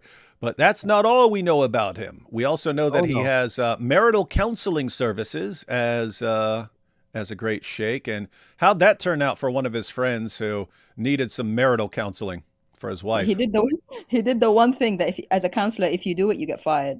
He stole the wife of the person he was counseling. Yeah. He married these guys together. So there was this lady who was really excited to meet Uthman. She went to Balboa Park, and this guy's like, hey, I do dawah with him. I'm his friend. I can introduce you. Abu Adnan, that is. Abu Adnan, they ended up getting married, Islamically married. Uthman was the one who Islamically officiated the marriage. Yeah, in Al-Ribat Mosque in San Diego. And then that lady, and she's having problems with Abu Adnan. So who did she go to? The guy that married them. Abu Adnan was like, hey, call her up, straighten her out for me. And she was like, I want to divorce him. And then he said, I pronounce you divorced from that husband. Come to my bed. And then he supposedly married her. And so that's 1 month after a divorce, which is not allowed by any Muslim at all, because he needs 3 months waiting period. Yeah. That's right. And so that's why they call him Sheikh Ibn Zina, for sexual sin. And guys, how much... So he's demonstrated with the issue like the footnote. You have two options there. Either he's completely ignorant and yet sounds confident while he's talking, or he's deliberately deceptive but sounds confident while talking. So he's either ignorant of what he's talking about, or he's deliberately deceptive. Then you've got faking a hate crime against himself. Then you've got his marital counseling services, which someone sends you his wife for some counseling. You just bang the wife and take her. It doesn't matter Islamic law. And here you have him. Then you got his other wife. His other wife. Yeah. And oh yeah. Oh yeah. Why don't you give people the quick rundown there? Sheikh Ibn 434. Yeah. So his first wife, Sheikh the Ibn Tate. original- Sheikh Ibn Tate. Yeah, it Yes. definitely sounded very Tate when we were reading the report. Yeah, it sounded yeah, exactly what Tate did. But yeah, so this first wife allegedly filed a restraining order, some court order against him for Yeah. No, she definitely did that, but we're alleging what she claimed. Yeah, her because we don't testimony. Yeah, her testimony is that. Well, yeah, you go. she was smashed against the wall. She had some object smashed against her head by her husband. She was driven out the house, running. There was lots of Weapons pointed at her, and she was threatened with the weapons being fired at her. Threatened to have her children removed from her, and some sexual violence against her as well. And that's Abu Adnan who actually exposed that. And he, those are that's how you guys got that. Yeah. I was wondering how would you? I mean, how did they find out about it? Website. Abu Adnan made a whole website from scratch, calling it sheikhuthman.com, and he put all that stuff on it. Yeah. Okay, that's just kind of funny. That's kind of funny right there. So you go to the San Diego courts or whatever, and apparently if you do like a search for his name, which is not his YouTube name, like his legal name, and you get this report. So what Abu Adnan did was he ordered the report and he just published the whole thing on his website. Yeah, and it includes like his name, Sheikh Uthman's name, details, address, everything. He doxes everything. You can't deny it's him. It's definitely him. And what's funny is, like, if I heard that, I'd be like, that's kind of messed up, taking someone's paperwork and just posting it everywhere. But it's like, the dude just took your wife and banged her and then called you a liar, and then he's trying to intimidate you into keeping your mouth shut about it. Be like, yeah, okay, gloves are off at that point. So yeah, that's Then you have it was something about him choking his wife during sex and so on. It's interesting, like that. That's one of the parallels with Tate, that you have to be beating your women into submission and stuff, and that's Tate found the right religion for him. But it's interesting. The most recent thing about Tate, where he beat the woman here in the U.S. and was choking her, is she said in what she filed, she said after being with him for a while, she thinks he can't be aroused unless he's abusing someone while it's happening. And so anyway, that just sounds like what you guys covered from Sheikh Uthman. It just sounds like these guys have some serious problems. They have to be degrading and abusing women and so on. Or yeah. So anyway, this is wild stuff. But this is, guys, again, the takeaway here.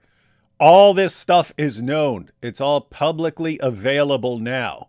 And none of it bothers Sheikh Uthman's fans even slightly. They do not care. He could commit adultery with 10 different women every single day for the rest of his life. They would not care as long as he is defending Islam. And this is why grifters see this as a golden opportunity. Islam is the Ummah is the biggest wide open field for grifters ever. And that's why you got this guy. I mean, just look at the lineup of grifters you got on the screen right now. Not even counting like Lily J and everyone else. Yep, these are that's what happens. That's what happens when grifters. Yeah, absolutely. All right, so now we've got our introduction to Sheikh Uthman. Yeah. I want to say as well, you pointed this out, that this is like you said this is like an opportunity for them to kind of get back at Sheikh Asim al-Hakim. Why? Because one of the reasons Ali Dawah actually has beef with him is because he does this podcast called The Bitter Truth, and it's kind of controversial in the Muslim world because you have men and women sitting in the same room together. So that's called intermingling. The free mixing. Right? Yeah, free mixing, intermingling, and so what Sheikh Asim al-Hakim said was he actually, according to Ali Dawa, he issued a fatwa against him, saying that hey, that's actually completely off limits, that's sinful behavior, and he shouldn't be doing that. So Ali Dawa definitely got his chance to kind of shoot back at the guy now. He's like, look, hey, you want to put a fatwa against me in my show, saying that I'm sinful? Well, hey, now I'm gonna get you. And I don't know what Uthman's beef with him is. But maybe he just wants to be like the guy known in English as like the Sheikh or something. I don't know, but you can tell they got a lot of beef with each other. A lot of beef.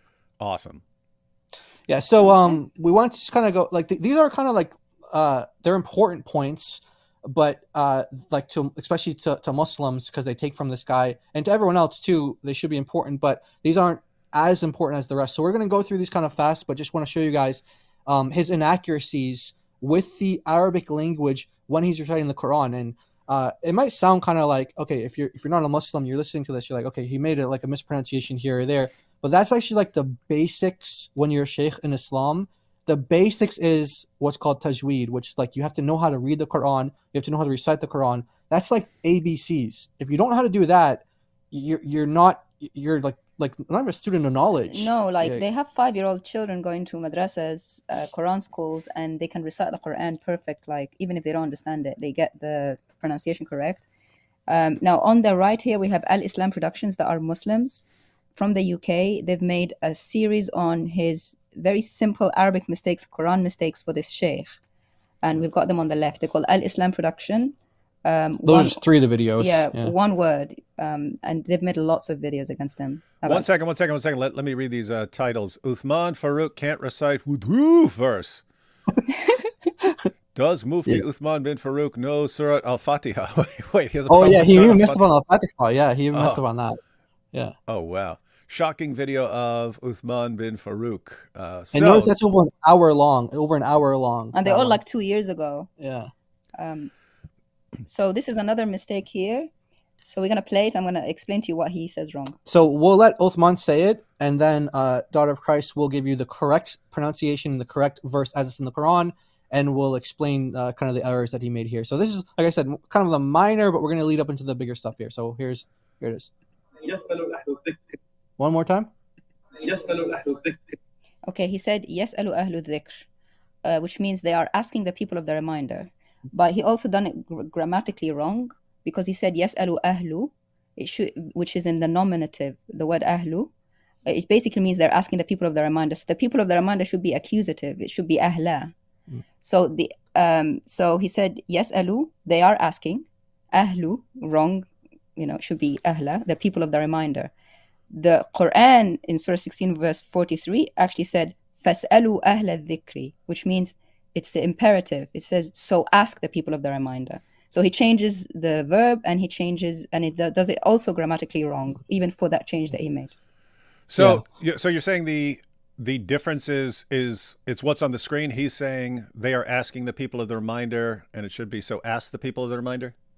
Correct. Yeah, exactly. So he made it into like a plural for like they're asking or they ask.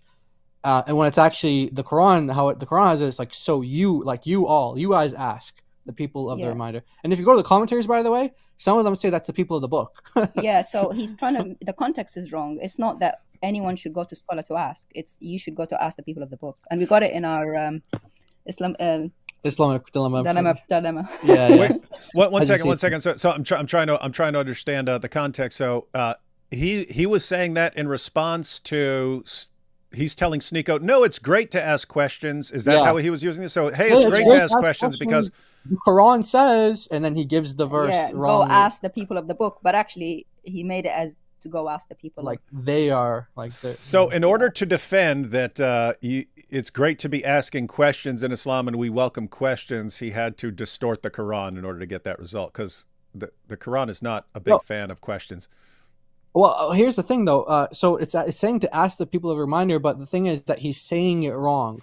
Like he's saying like they asked when it should be you ask. Like everyone, you all plural ask. Mm-hmm. So the point here is that he just like messed up on a Quran verse, which, like I said, we might, most people would say that okay, just made a minor mistake, but for a sheikh, that's a really big mistake. That's corrupting the Quran. Yeah, wow.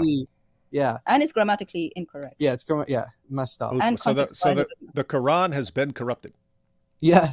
Oh, yeah. by Sheikh And then Uthman. Hey, by the way, that'd be a good little video for someone who wants to make it. Sheikh Uthman corrupts the Quran. Yeah, and you can use some of these Al Islam production guys because they have literally hundreds of clips of examples. Yeah, and that's their point too. They're like, this guy's claiming to be a sheikh, or people promote him as a sheikh, and masters in hadith and all this stuff, and he doesn't even know the Quran like on a basic level. He misquotes it, and we're gonna see even with the hadith as well. And this just shows that he doesn't have proficiency in the Arabic language because he's making grammatical mistakes and making mistakes that someone who knows Arabic would never make. And that again, you might think, okay, well, he's not an Arab, he's learning the language, but for a Muslim sheikh, these are inexcusable. And remember, he had time to prepare for this. Yeah. So just again, before we get into the main thing, like the meat of it, let's just go over this. He's about to cite the hadith here, so here we go.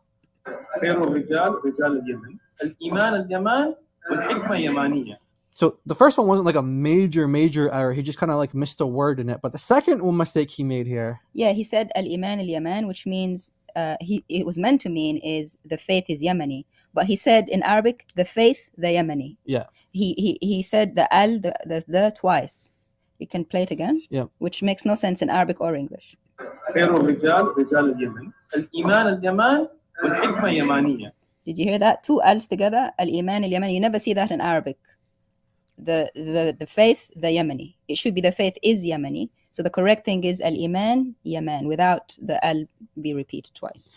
Yeah, so he did, and he missed a word in the first part. So again, we're just saying like this guy who's supposed to be a scholar, a sheikh, he's making minor mistakes. But let's get into some of the deeper things here. So one second. I have to run out and check on something real quick. But I'm going to leave you guys. I'll leave you guys on here, so you guys can just go ahead and break down the point. I'll be back in I'm guessing about 2 minutes, real quick. Oh yeah, take your time. Okay. All right. So yeah. So just to be clear, we want to I guess we'll just kind of repeat these points again. So again, for a Muslim sheikh to miscite the Quran on this level, it's like inexcusable. And that's why you have Muslims, guys, if you Al Islam Productions and other Muslims have pointed this out as well. They point out, look, guys, this guy, you can't take him seriously. He doesn't even know the Quran. He doesn't know basic Arabic grammar, right? This is very basic, you guys. Like, not even a 5-year-old Arabic little boy would use the twice. Like, I haven't seen a 5-year-old English boy who says the mum, the dad, or something like that. Like, put the twice, like, back to back. It never happens in any language. And yet, he's pretending to be a sheikh, sat there, talking in Saudi, which is full of Arabs, probably some who are behind the camera, and no one is correcting him. Yeah. Like, this is insane. Yeah, so the form that this is in right now, it doesn't make any sense at all. Yeah. So Should we go to the next one? Yeah. Well, let's just hear this point one more time. He's about to say like why the hadith is weak, and he says that this guy, one of the scholars, Al-Haythami weakened the hadith. Why?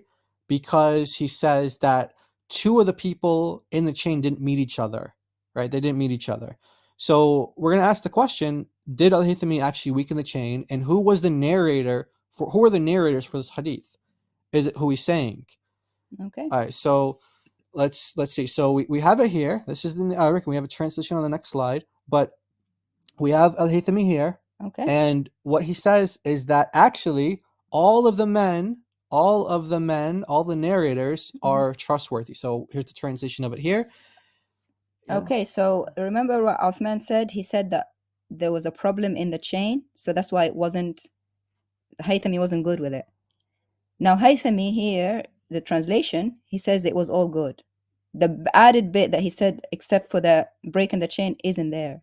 You're not going to find it. You're never going to find Haythami saying it for that hadith. For those people, you're never going to find him saying that there's a break in the chain because Abu Hurairah didn't know Sa'id bin al-Musayyib. Yeah. He never says that. So here's the hadith. So the hadith says, the Messenger of Allah was presenting horses one day, and someone called Uyayna ibn Hisn, he came, and he was with Muhammad. So the Messenger of Allah said to him, so Muhammad showed off to the guy. He said, I am more skilled with horses than you. Okay. So Uyayna said, and I am more skilled with men than you. Which I know it sounds gay, but in the Arabic actually says David came back at the perfect time. Sorry. Yeah, what did I miss here? Okay, I so sit back down. It's gay. we go into the full hadith, and that sounds a bit gay in the beginning. Yeah. So Muhammad's like, I know I'm more skilled at horses than you are, and he's like, well, I'm more skilled with men than you are. So I know it sounds gay, but in the Arabic, it actually means that he's more skilled with like being perceptive with the character of a man. Yeah. You know, like he knows men better, right? And so then Muhammad's like, yeah, because we all know that Muhammad would be the most skilled with men in that way.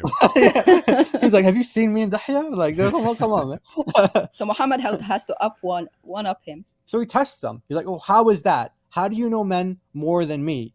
And then he said, the best of men are men who carry their swords upon their shoulders, making their spears rest upon the necks of their horses, wearing cloaks from the people of Najd. So he's saying, basically men who are warriors are the best of men. And Muhammad's like, you liar. So Muhammad said, you lie. It's actually Yemeni men that are the best of men. And that's where it comes from. Yeah, that's where this comes from.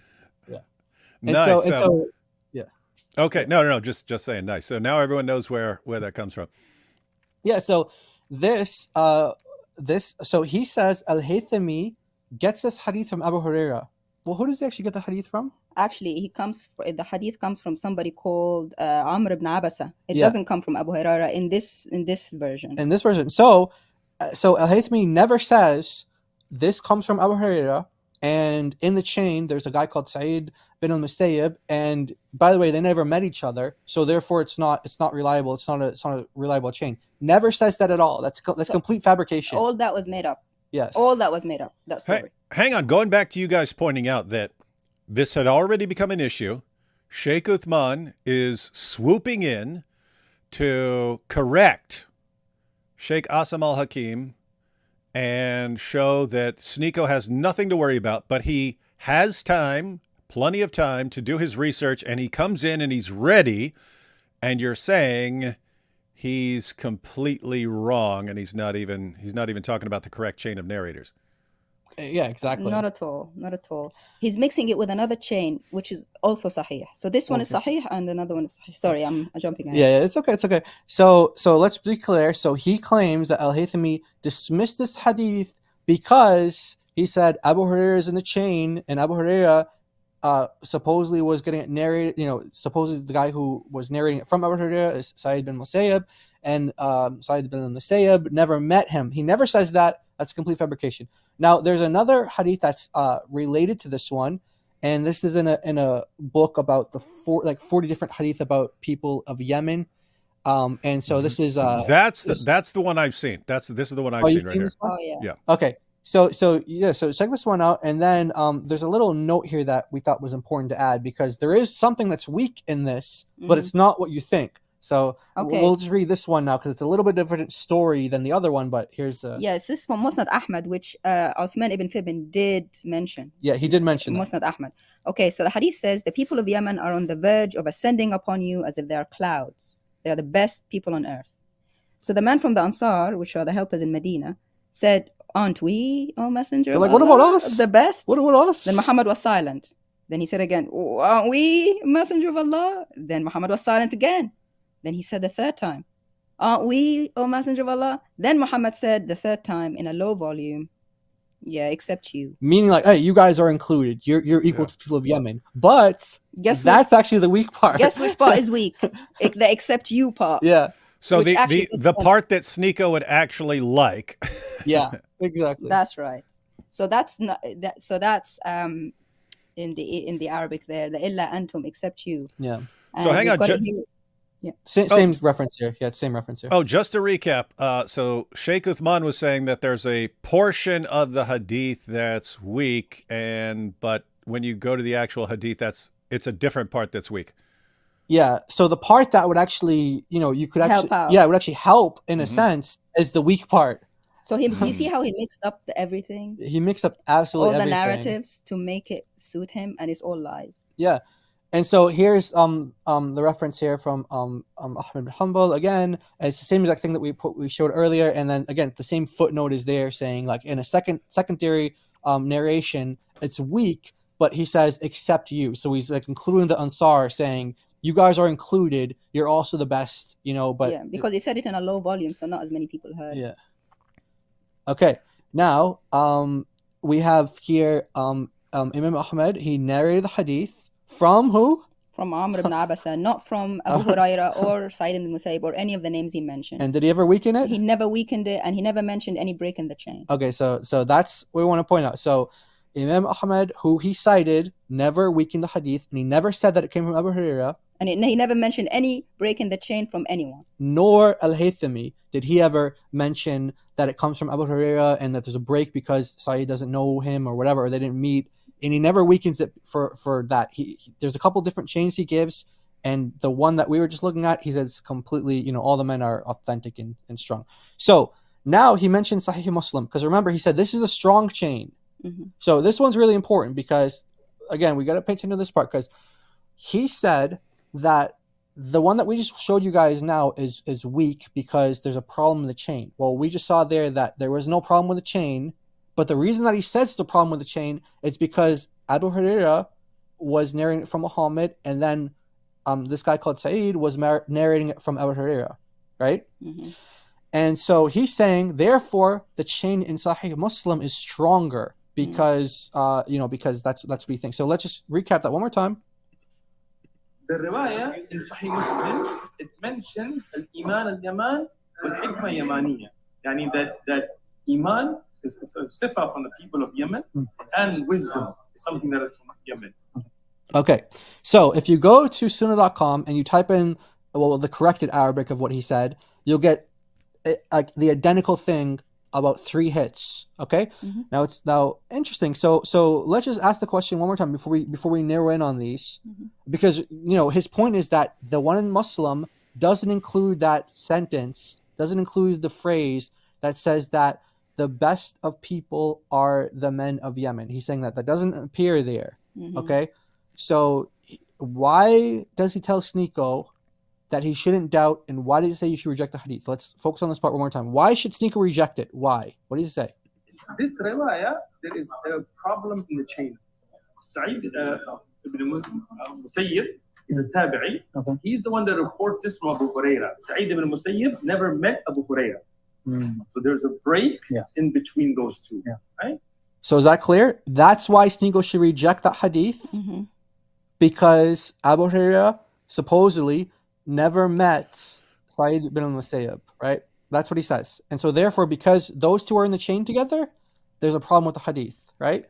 Everyone got that? Everyone got that? So if anyone's new, there is a method of how they come to trust their stories, and it's because they have a reliable list of names. And where'd you get that story from? I got it from so and so. Well, where'd he get it from? Well, he got it from so and so. Well, where he'd get it from? So he got it from so and so. And the idea is to go back to a companion of Muhammad and to have this chain of transmitters. And so you've got on the list of transmitters, you've got Abu Huraira and then the guy who heard it from him. And Sheikh Uthman says, but these two never met, and therefore it's a break. And therefore, Sneako, you have nothing to worry about. You can't trust this hadith. Is that correct? Exactly. That's exactly what it is. Now, remember how we said that there's about 3 hadith that are in Sahih Muslim that are almost identical to what he said, except in the corrected Arabic. Let's look at those. Let's look at one of them in particular, and let's see the chain. Well, let's read the hadith and see the chain. Okay, so the hadith says, there came the people of Yemen. They are tender of feelings, meek of hearts. The belief of the Yemenites, the sagety is of that of the Yemenites. So that's the part he was quoting, or trying to quote in Arabic. Yeah, the belief is Yemeni and the wisdom is Yemeni. He said we should trust the one in Sahih Muslim. Let's look at the chain, though. So the chain is... you start in the bottom, and then you kind of work... Muhammad, Abu Huraira, and Sa'id ibn Musayyib. The 2 people that he said... Never met, but they're actually in a Sahih chain here. Hang on. In the ones you appeal to. Yeah, guys, everyone catching this. So, The actual hadith that is giving Sneako a problem has a different chain of transmission. Is that correct so far? Yeah, yeah. Okay. The actual hadith that is bothering Sneako has a sahih chain of transmission, but then when Sheikh Uthman responds to it, he says, no. There's actually a break in the chain. You can't trust it because in the chain, you've got Abu Huraira and Sa'id bin al-Musayyab is getting it from him. These guys never met, so you can't trust the hadith, even though that's not the chain in the hadith that Sneako had a problem with. But you do find that actual chain, and it's the one he's saying that people should trust, the version in Sahih Muslim. So this is the version in Sahih Muslim, and it has the chain that he says you can't trust. And so he's ignoring the one that he's ignoring the chain. He's ignoring the chain in the actual hadith that Sneako has a problem with. And he's saying, no, you have to go to the version in Sahih Muslim that you can trust. And it's the one that's got the chain that he says you can't trust. And it's Sahih. It's in Sahih Muslim. That's correct. Exactly. It's in the gray, by the way. They don't usually translate that part. Yeah, in the into gray English. Arabic, Yeah. because there's so many names, they just skip straight to the hadith. Yeah, but that's on sunnah.com. You guys can see it there. And it's going to get even wilder. It's going to get even wilder. And this is when we're going to have to ask you guys, like, what is going on here? Because we don't actually know, because Uthman does like a complete, well, you'll see what happens. So, okay, so we have a Sayuti here. He makes a note and he says that the most correct chain of transmission for Abu Hurairah actually includes Sa'id ibn Musayyib. So far from it being weak, he's actually the most authentic one to narrate from Abu Hurairah, actually. Yeah, so actually, whenever you see Sa'id ibn Musayyib and Abu Hurairah in one chain, it's the best authentic narration. Hang on. Whoa. Yeah. You're saying that Sheikh Uthman, who has a degree in hadith methodology, he's saying that you can't trust hadiths that are narrated by this guy because he never met Abu Hurairah. But that's what Sheikh Uthman is saying. You can't trust hadiths that are narrated from this guy because he never actually met Abu Hurairah. Therefore, those hadiths would be weak. And you're pointing out that this is the guy who's actually the best narrator from Abu Hurairah. Exactly. That's why he made it in Sahih Muslim. Exactly. And Abu Hurairah, isn't that crazy? Isn't that crazy? I mean, it seems like, I mean, you're throwing a Muslim under the bus here. You're throwing the most respected transmitter from Abu Hurairah, you're throwing him under the bus just to deal with the objection of some guy in his 20s. Yeah. Now, wow. That's how he treats Islam, guys. That's how he treats Islam. There's the person who has a doubt. Let me throw a respected Muslim under the bus. Yeah, and so as you guys are probably getting, that this is actually not true. That they actually did meet each other, like Sa'id and Abu Hurairah, and they must have met. And let's just, like David said, let's just emphasize on this point one more time. Who is Uthman? What does he have degrees in? I graduated from the Islamic University of Islamabad with a master's focused in hadith. Okay, so master's focused in hadith, and one of the most prolific transmitters of hadith is Abu Hurairah, and one of Abu Hurairah's best transmitters of hadith is Sa'id bin al-Musayyib. Now, here's where things go really crazy. But let's listen one more time. Listen to this. This riwayah, there is a problem in the chain. Sa'id ibn Musayyib is a tabi'i. Okay. He's the one that reports this from Abu Hurairah. Sa'id ibn Musayyib never met Abu Hurairah. Never met him. So there's a break in between those two. Yeah. Right? Okay, he never met him. All right. Now, interestingly, Uthman has actually a video where he's giving a talk on Sa'id bin al-Musayyib. And let's see what he says in this talk. That talk was from last year. Yeah, let me, one more time. There's the date. There you go. One second. January 2024, so a little over a year ago. Yep. Now, watch what he says here. Remember what he told Sneako? Uh-huh. What did he tell Sneako? They never met. Now, watch who Sa'id really is. Sa'id ibn Musayyib. That is correct. Barakallah feek, Umar. Allahumma barak lak, and Allah increase you in your barakah. Sa'id ibn Musayyib, one of the reasons that he is very well acquainted with ahadith and reporting is because of who he married. He married the daughter of Abu Hurairah radiallahu anhu. He did what? He married the daughter of Abu Hurairah. Uthman said to Sneako they never met. Wait, so this is Abu Hurairah's son-in-law. Son-in-law. Yeah. And wait. So and there's this additional issue that when Sheikh Uthman is saying, "Oh, you can't trust Sa'id bin al-Musayyib. You can't trust that guy. He never met Abu Hurairah. So Sneako, you no longer have to worry." And you guys are pointing out, "Hey, this guy's got some problems here." You'd have to wonder, is he ignorant? Did he make a mistake? Did he look up something? Did he do a bad job looking something up? So was he just ignorant and he made a mistake and, he skipped that day of class at his hadith school? Or is he just flat out lying? He knows that Sa'id al-Musayyib is the best transmitter from Abu Hurairah. He knows that, but he's lying to Sneako just to come out on top and impress all Sneako's fans and get one up on Sheikh Asim al-Hakim. And so what you just showed here is he knows exactly who Sa'id bin al-Musayyib is. He knows exactly how he's connected to Abu Hurairah, which means that he was just flat out lying to Sneako's face to get to do away with his little doubt that he's having and impress his fans. He's just flat out lying when he's talking to Sneako. Is that correct? Yeah, exactly. And he even goes into a little bit more detail, but it's exactly what it is. Here we go. Let's. Now, imagine when you have a father-in-law like Abu Hurairah. Abu Hurairah is the one that narrated the most ahadith of anybody from the Sahaba radiallahu. The most. And that's his father-in-law.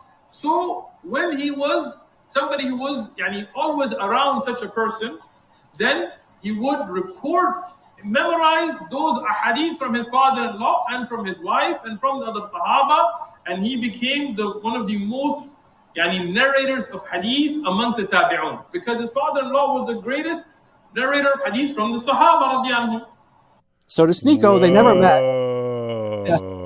Kind of reminds me of Yasser Qadi a little bit, like when you talk about the preservation of the Quran, when he's got like a Muslim audience and he has like a non-Muslim audience. Mm-hmm.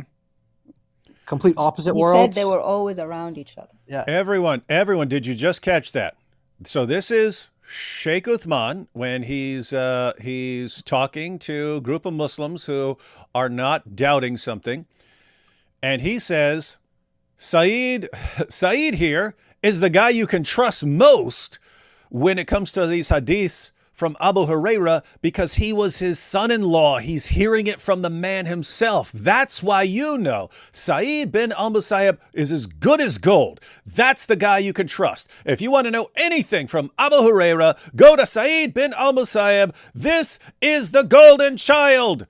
This is the one to learn everything from Abu Hurairah. And then Sneako says, I have a doubt about this hadith. And then Sheikh Uthman gives the wrong chain and then throws Sa'id bin al-Musayyib under the bus and says, you cannot trust this guy with hadiths from Abu Hurairah. He doesn't know anything because he never even met the guy. He never even met Abu Hurairah, even though he knows this guy is Abu Hurairah's son-in-law.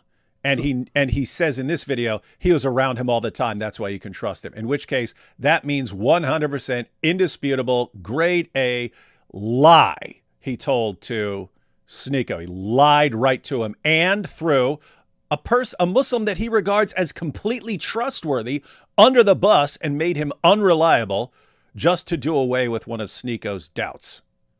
Yeah, exactly. My goodness, this is Dawah, ladies and gentlemen, lying to people. Yeah, exactly. And, there's other works that we saw when we were researching this and trying to get sources. And they basically all said the same thing, that he is the most authoritative go-to on the hadith of Abu Hurairah because they're family. Like, it's his son-in-law. Yeah, he didn't need to go to a book. He went to the guy's house. Exactly. His family to him. And that man met Muhammad, Abu Hurairah. So the chain is as good as gold. It's like the sun.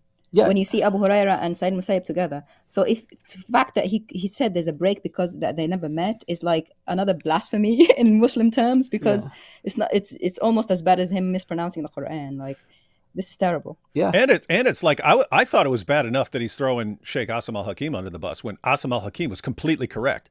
And then Sheikh Uthman has to misrepresent the Quran to pretend that Sneako's totally fine, having doubts about things Muhammad said, when he's not. Sheikh Asim was correct, but Sheikh Uthman. So I was like, wow, it's messed up that these guys are throwing Sheikh Asim al-Hakim under the bus. But now they're throwing Abu Huraira's son-in-law under the bus. Yeah. And Ouch. it's just so wild because like this guy's got a master's in hadith, and like he said, this is one of the most prolific, hadith narrators of Muhammad, Abu Hurairah, the most prolific companion who narrates hadith, according to Uthman. That's what he said there. And he said, and so that guy who's like the most prolific narrator of hadith, his best guy is Saeed. and then to Sneako, he's like, oh, they never met each other. And remember, he had time to check it. Yeah. He came prepared. They knew what happened with Sheikh Asim. He came with the story. Like, I don't accept any Muslim defense of this. Like, oh, he just made a mistake. Like, it's not just one mistake. Everything, when we were watching it, our mouths were open. Everything he said was wrong. Yeah. What he said about Haythami was wrong. What he said about the chain being broken was wrong. What he said about it not being Sahih was wrong. What he said about Sahih Muslim was wrong. What he said about the different versions was wrong. Even the weak part that he thought was weak, It wasn't that part. it wasn't that part, and it actually helps the supremacy argument. Yeah. So he showed up prepared to lie. He knew what the objection was. He showed up prepared to lie, and then combined that with like not even knowing how to quote the verse and so on. Yeah. It just shows And you. his Arabic was terrible. Yeah, it just shows you that this guy, he has no problems lying. So not only did he, completely lie about the chain, and that chain is authentic according to many, many, many Muslim scholars. We're actually looking up today, like all the different scholars. We were like debating about, do we include this, we include that, but there's just so many of them that say it's authentic. It's like crazy. We saw like a scholar from Al-Azhar Hadith department says it's authentic Hadith, saying that the people of Yemen are the best of people. Many different scholars of Hadith saying that. So for Uthman to weaken it and say Al-Haythami, oh yeah, he's like, for him to put in Al-Haythami's mouth that Abu Hurairah never met Sa'id bin al-Musayyab is crazy. That's actually crazy. So he actually just attributed something to Al-Haythami that he never said. And remember, if it was a weak chain, Sheikh Asim would have said it was weak. Remember what Sheikh Asim said: you don't say if hadith is weak. We tell you. The scholars tell you. Wow. So Sheikh Asim was entirely correct about what Islam teaches. Yep. Sneako didn't like it, and so a liar swoops in to tell Sneako what he wants to hear, and it's complete deception. Yeah. One thing for Sheikh Asim. Sorry. Oh, yeah. No, I just wanted to point out. And you could point all of this out. It will not bother Sheikh Uthman's fans even slightly. If you weren't bothered by the footnote, if you weren't bothered by faking a hate crime against himself, if you weren't bothered by the adultery with his friend's wife, if you weren't bothered by choking and beating his wife and so on, if you weren't bothered by any of that, you're really going to be bothered by him lying? It's what he does, and you know he does it, and you don't care because it's fine in your religion. Yeah, exactly. And we've been seeing some of the responses on people on X, the Muslims by the way, Muslims have been putting this out too. I was actually surprised that some Muslims have been making some threads, and they were saying very similar things to what we're saying here. Sometimes they would add details or take away details, but it was basically the same thing, like saying, hey guys, don't take your knowledge from him. And Muslims were coming back against the Muslims like, hey, what are you guys doing? What are you guys doing going against Uthman publicly? Like, don't cause division. Don't cause division. Yeah. If he lies, keep your mouth shut. It's what we do. Of course our guys lie. It's what they do. And our job is to keep our mouths shut when they lie. You're going to ruin it. You're going to ruin it. People are going to pick up on the fact that he's a liar, and we can't have that. Wow. I mean, one thing I like about Sheikh Asim is that he would never fabricate a chain or pretend something is a hadith when it isn't, or say a hadith is weak when it's strong. He just said, "So Or what?" squirt ketchup Yeah, all over himself and say that he got Yeah. no, stabbed by the kuffar. he has dignity. He thinks it's the truth, and he says, "Yeah, take it." I wonder if he's going to respond to this, because this was all directed towards him. So I wonder if he's ever going to respond to like Uthman, kind of coming at him like this and just completely fabricating everything, like all the mistakes he made. I wonder if he'll respond to it. I'm not sure if he will, but I wonder if he will. Yeah, he might not even really be paying attention, because he's talking to all those guys who are like, I don't know who any of you guys are. I have no Oh yeah, idea that's who. true. yeah. I That's know. true. I don't know who any of you guys are. But maybe people could push it and start posting videos. Sheikh Uthman humiliates Sheikh Asim al Hakim, corrects him, exposes his ignorance of hadith, and so on. Might need some pressure on him to get him to respond. Yeah, and so if you guys want to see like a really in-depth expose of the racism in Islam, we did this with David not too long ago on God Logic Apologetics, 3 weeks ago or so, 4 weeks ago or so, and it's titled Racism in Islam, and it's on God Logic Apologetics, and you guys will see a bunch of sources there that if you're talking to a Muslim like Sneako, who's bothered by racial supremacy, Arab supremacy, Yemeni supremacy, whatever it is in Islam, go to that video, get the sources there, and you guys will have tons and tons of ammunition to show that Islam is an Arab supremacist religion.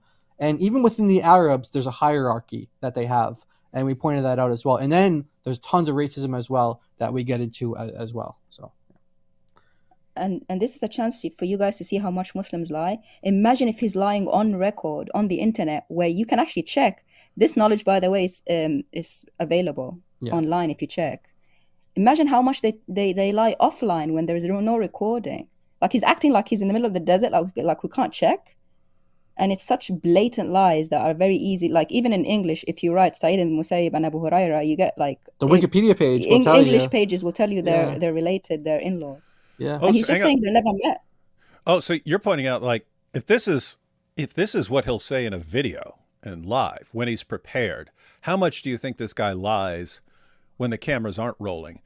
And I pointed out in the past, one of the problems with people like Tate and so on is manipulators will manipulate their fans, but your fans end up conditioning you in return. In other words, a manipulator, let's say, tells a bunch of lies in order to deceive his followers, but the followers believe all the lies and they love him and cheer him on for it, which convinces him that it's totally fine and that it works and that it's the way to get what you want.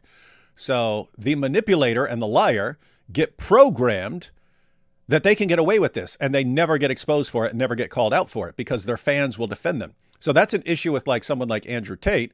He can come out and say, yes, this is what I did. Yes, this is how I treated it. Yes, this is how I got all these. This is how I duped all these girls into becoming my webcam girls and stuff like this. And I get them to fall in love with me. And then this is the step-by-step process he uses to dupe them into doing sex work for him, which once he finds out that's one of the definitions of trafficking, he suddenly changes to, no, I never did any of that. It's all just made up. It's a matrix attack. And his fans, when he was originally explaining how he traffics these girls, his fans cheer for him. Yes, he's so strong. He's so based.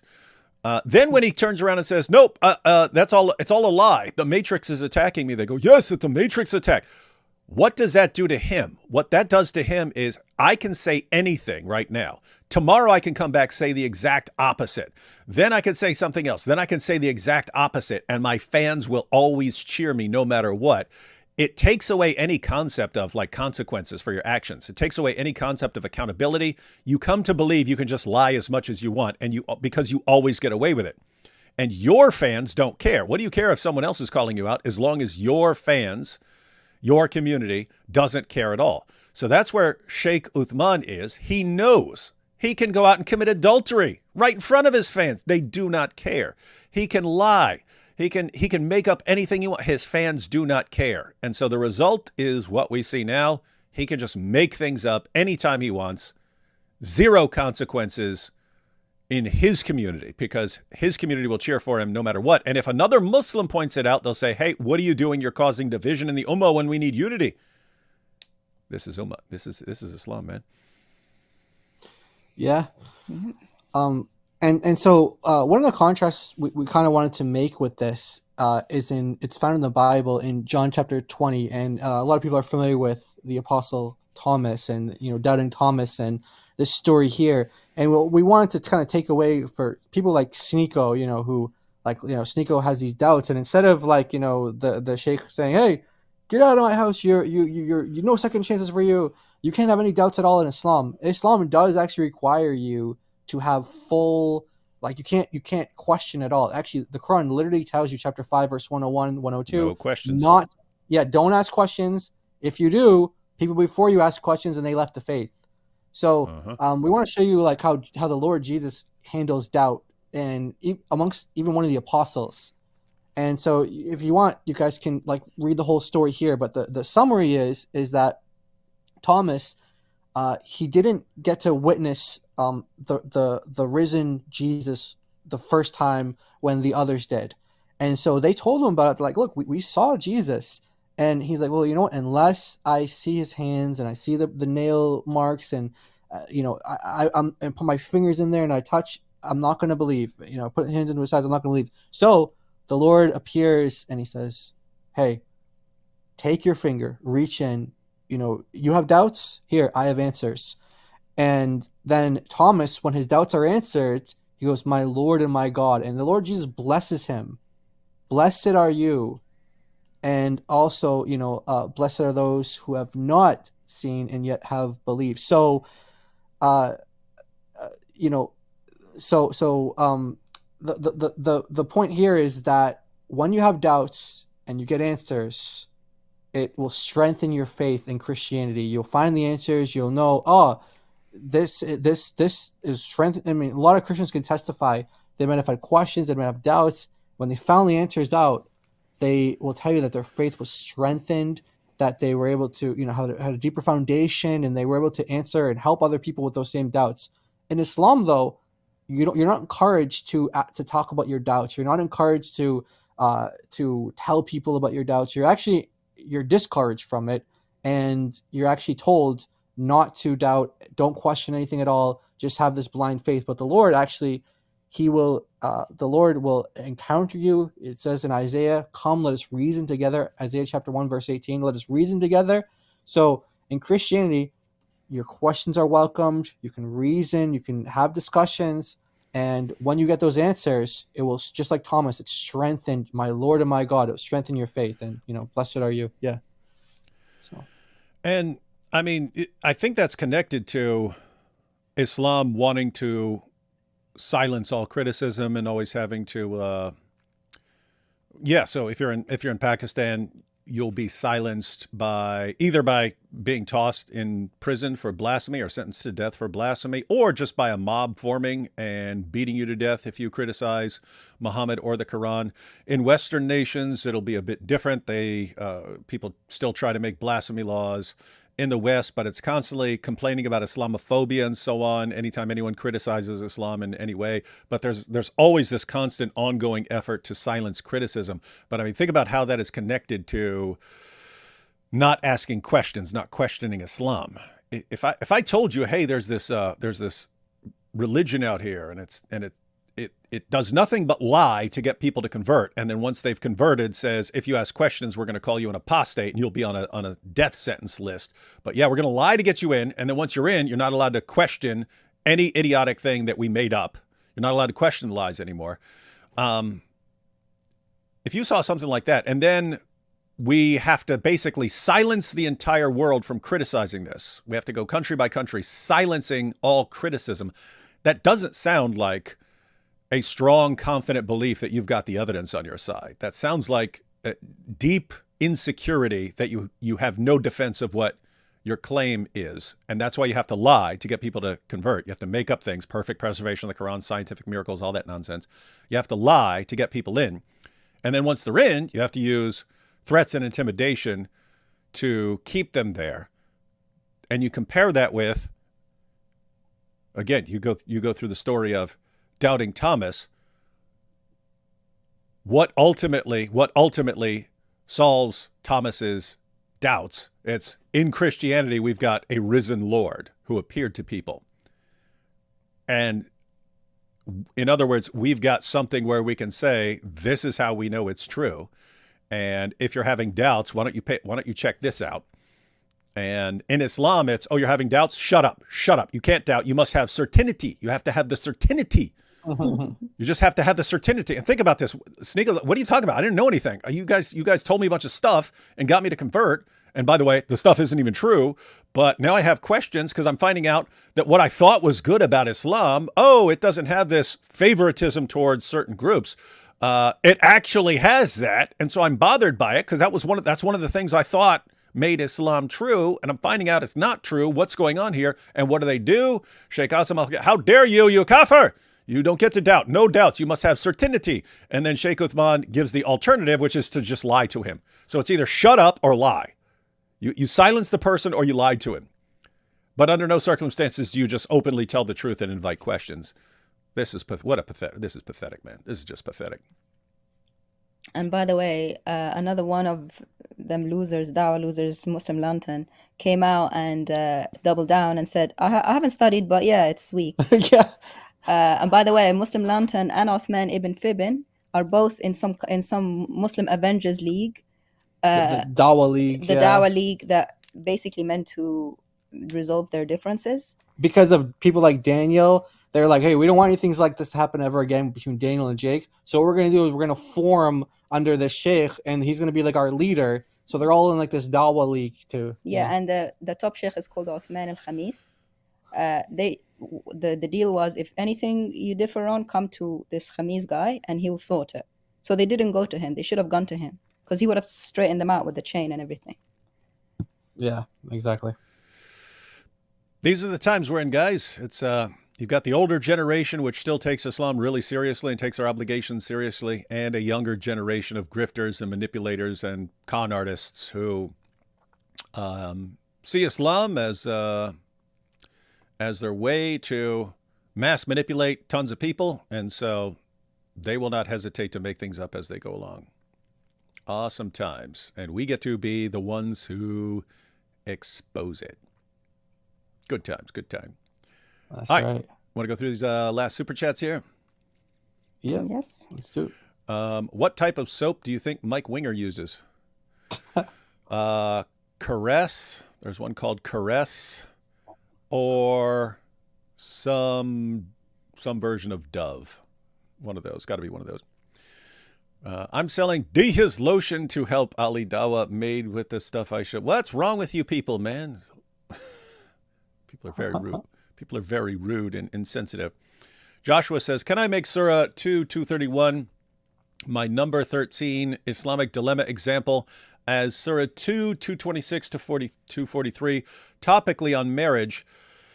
Is Surah 2:231 also about marriage revealed in the book and wisdom? I'd have to take a closer look to that. So you do have that section. It's about marriage and divorce and so on. And then, so I guess the idea of what, I'm not entirely clear on what you're saying, but 2:231 refers to the book and the wisdom, I think. And so I think what you're asking is, since it's claiming that this stuff, I guess you're saying is, hey, there's all this stuff in here, and it's claiming that this stuff is in the book. So if it's not in the book, you can make a version of the Islamic dilemma about that. I guess that's what you're saying. Yeah, I'd have to take a. You guys have any thoughts on this? I'm not sure. What I know that there's, yeah. Well, I mean, not on this particular, but just like in general, that there are going to be like a whole bunch of new arguments or variations of the Islamic dilemma because of going through these kind of things. So that type of thinking, yeah, definitely encourage it, because we're, there's going to be a whole bunch of different ways to present the Islamic dilemma to Muslims, and we don't have that one on our list actually. We might look into it because it was talking about marriage. Yeah. And yeah, so we'd have to, but yes, along the way, so we'll have like the big Islamic dilemma, but along the way we'll have like more specific examples of dilemmas and so on. But we'll be checking that out. David, which of these three Oh, I guess that was Sheikh Uthman, Ali Dawah, and Sneako. David, which of these three do you think will gain the most weight during this Ramadan's intermittent feasting? Ali Dawah and Sneako seem to have pretty high metabolisms. They're skinny guys, so I would guess Sheikh Uthman. Uthman will drown Sneako in a tube of ketchup if he leaves Islam. There you go. Yes. He'll be humiliated. Ali Dawah to Sneako. Blink twice if you're in distress. Oh, yeah, because he said that to his wife. Blink twice if you're in distress. Yeah. Guys, seriously, isn't it amazing? I mean, they lied to him to get him to convert to Islam. And then to keep him in Islam when he's having doubts and realizing that what he was told is all false, they have to lie to him. They know that he's not going to go back and check no book. Yeah. The only reason he heard it was because some dude in a restaurant told him. So they can say whatever they like. It's really sad. Yeah.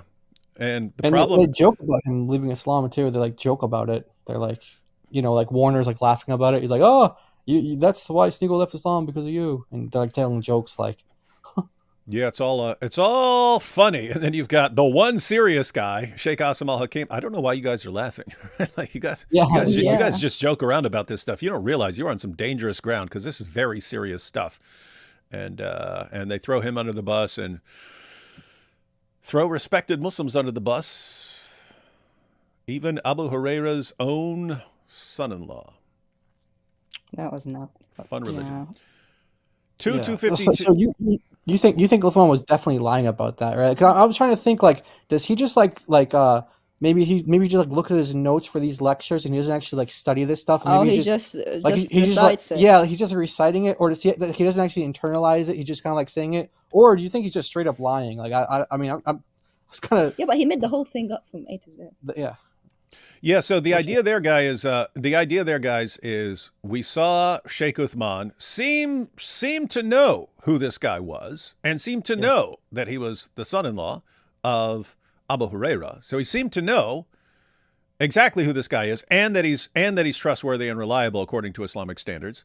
And therefore, when he says, "What? This guy never met Abu Huraira. That's a weak hadith." Therefore, he would be lying. But the other possibility is he's just like, when he's giving a talk on this guy, he's checking the notes that he downloaded from the internet or something like this and says some things, but he doesn't really absorb the material. And so when the next issue comes up, he doesn't remember anything he said the last time. And so I'd have to grant that as a possibility. But since I know for a fact the guy is a compulsive liar, I would favor the lying explanation. You know why I think he's lying? Because he remembered the name Haythami. Haythami was the guy who, like, one of the oldest ones who recorded, who was involved in that in checking that narration and that chain. So if his memory was good enough to check Haythami, he would have seen that he doesn't mention anything about Abu Huraira or Sa'id. That's true. So I think he made it up. Yeah, I think so too. Yep, think that was just flat out lying, ladies and gentlemen. 2252 is proof the true believers were correcting the false Injil of John Paul and the Council of Nicaea. Yeah, the false gospel of the Council of Nicaea. Sneako's brilliant reasoning there. 2252, guys, that's one of the that's connected to the satanic verses. That's the one where all of God's messengers are periodically given false revelations by Satan, and that was meant to defend Muhammad after he delivered the satanic verses. And so, but think about that, right?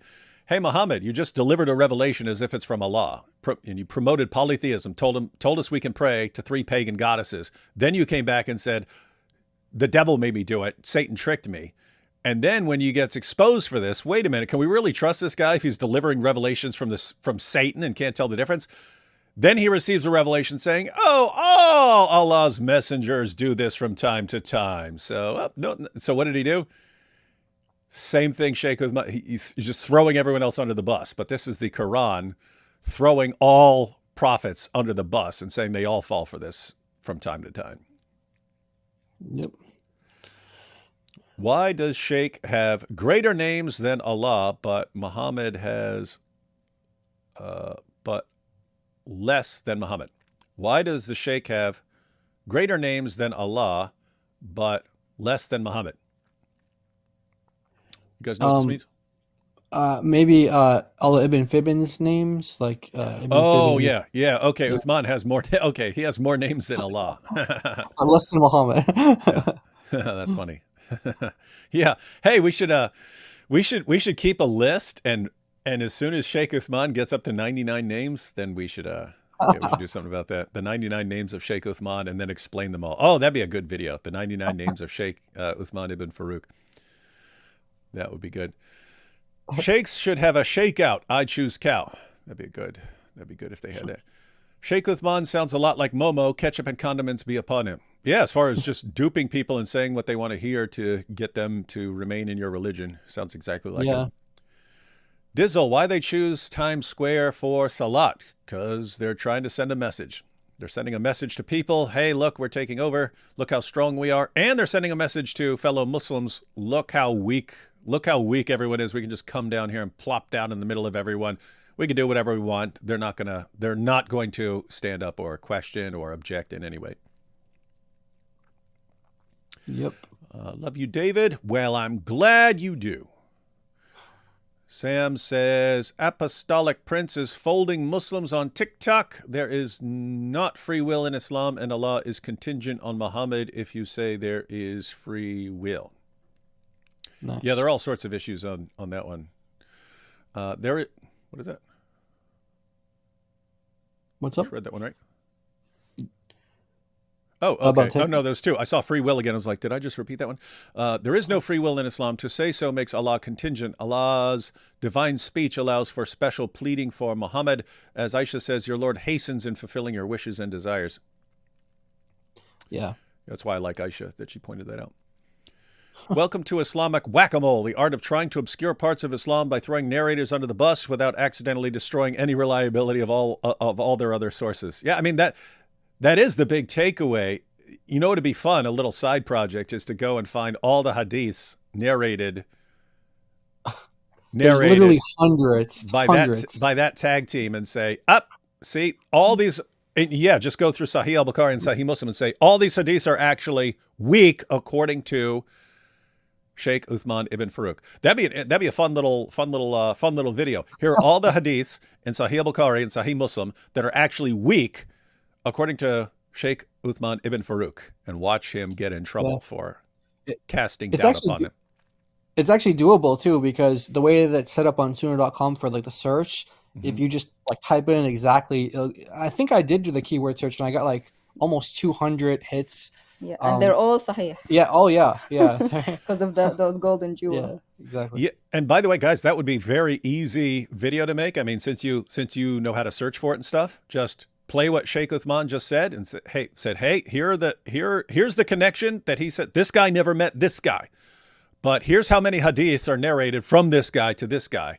Therefore, all of these hadiths in Sahih al-Bukhari and Sahih Muslim are weak according to him, and therefore the whole collection is in doubt. We should do that. Yeah, we'll do a short video. Yeah. Yep. Yeah, absolutely. But that would be the thing that would be most likely for him to get in trouble. Lying, they don't care about. If you're causing massive doubts about multiple, large number of hadiths in Sahih al-Bukhari and Sahih Muslim, that they might have a problem with. This guy's now casting doubt upon our most reliable sources. Yeah, you just like keep playing the clip where he's like, I got a master's in hadith, and it's like, this is like, you're gonna know these guys like your first week in the class. Like this is like your the guy who narrates the most hadith, and then the most authentic guy who narrates from him. It's like there's no way he's got a master's in hadith, because not even like the students of knowledge make that mistake, because these people are so central to Islam. Yeah, Abu Huraira and who narrates from him. Asim doesn't lie because he doesn't need to. If you ask Uthman, who lives in Cali, he has to sweeten it. Uthman will tell the truth when they are the majority. Yeah. If he ever takes over and takes control, then he can say exactly what he means. But until then, it's lie, lie, lie, lie. It's basically lie, lie, lie, lie, lie until you dupe enough people to where you can actually take over. And then now you guys can't question anything I say. So shut up. You know, it's kind of funny because he was actually trying to make that point, but about himself. And he was like, look, I don't sugarcoat things. Okay. There are certain things about certain races that, you know, you can call them. So he's like, Muhammad did say good things about different races, but he just didn't say this. He's like, you know, he said, you know, this about the Egyptians. He said this about the people of the Levant. This about, you know, he listed all these things, but he was like, but this part isn't authentic. He was like, he's like, guys, you know me, I don't sugarcoat things. He's like, there are certain traits of people that, you know, like, I know, like, you know, in the woke world, you can't say like, you know, this particular ethnic group or race is better at this than others. Then it's like I know that's not. So he's trying to like paint this image that like, you can trust me, guys. Like, I'm this reliable guy. Like, I will go against the grain, and I will, like, you know, I don't care what other people have to say about me. I'm going to say something that's like, you know, controversial. But he just completely lied. So it's like he completely lies, and then he tries to like psychologically enforce to the people, you can trust me because you know I don't do that. I don't sugarcoat things. But he does. Yeah. And lies a lot. Yep. And the more you lie, the more popular you will become. In Islam, yeah. Yep. That's right. You guys should totally make formal debate edits of Dawa Guy videos arguing with themselves from 5 years ago. Oh, yeah, that would be funny. Like Ali Dawa with the scientific miracles. Yeah. And then saying they're debunked. You do that with Yasser Qadi, and Fareed actually agreed with you that he was lying. He was like, yeah, he's lying. Oh, yeah, I forgot about that. Yeah, so guys, this was some years ago, but I made Sheikh Uthman, I made Sheikh Yasser Qadi debate Sheikh Yasser Qadi on whether the Quran has been perfectly preserved. And it was just, I took clips from him speaking to different audiences, because he would tell one audience, perfect preservation right down to the letter from the time of Uthman. And then he would tell different audience, yeah, of course we got all these differences, you know, that are in different Qurans today and so on. And so he was destroying himself. But yeah, you could do that with any of these guys. You can go back 5 or 10 years and they're all saying completely different things back then. Yeah. Yeah, it seems like Uthman changed his position on like the age of Aisha in that discussion with Sneako there. That was another topic that came up, was the age of Aisha. And Uthman used to hold a position that like, yeah, it's an authentic hadith, but Aisha didn't really know her age. Like, she said that she was 6 or she was 7 when they first got married, and then, you know, 9 when they consummated. She said that, but was she really that age? So he kind of changed position on that now with Ali Dawa. He kind of switched up. He's trying to sound more orthodox now, because I think he's in this like Dawa Avengers group now, and he can't really, you know, especially with Fareed in there. Fareed's in the group too, and yeah. And to be fair to his credit, I mean, I think a lot of Fareed's claims are stupid and so on, but I believe he takes his stuff way more seriously than someone like Sheikh Uthman. I don't believe Fareed is just a grifter. I think he takes it seriously, and it's not just him trying to use Islam to get what he wants out of life. And so, you know, he can feel free to lie and do whatever he wants. So to his credit, I think he is sincere.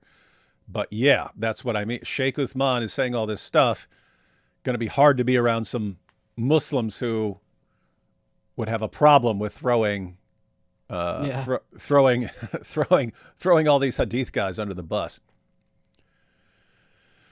Today, Muslims worship Adolf Hitler. Yeah. Am I the only one who ever noticed? It seems obvious to me that Adolf Hitler sounds like Adolf Hitler, so I posted that, but I don't know if anyone's ever, I would assume someone has to notice that. I never heard that until now. Well, because you're used to the Arabic pronunciation where it's a little, it does sound like it, yeah. Yeah. We were talking about this, how different like countries, like they celebrated this on different days. Like, for example, Saudi Arabia did yesterday, and Jordan did today, and like Egypt did today, and we were talking about how like countries that like border each other, like Lebanon, for example, Palestinian territories, and then like Jordan and Egypt and stuff. They had different dates on when this is, because they're supposed to they're supposed to catch the crescent moon, and that's gonna that marks the end of Ramadan, like crescent moon. So they spot that, and it's like, oh, that's the end of it. And if they don't see it though, then it goes on to the next day to the 30th yeah, day. 30, yeah. So these countries that are like literally bordering each other, they're like getting different sightings of the moon. So if Islam is true, and like, you know, Muhammad taught that, you know, you're not supposed to be feasting during the daytime on Ramadan, and if you're fasting during a feast day, well, that's wrong too. but yet they're celebrating these days on different days. So some days, like half the Muslim world is fasting and the other one's feasting, and they would both be wrong if the other is right.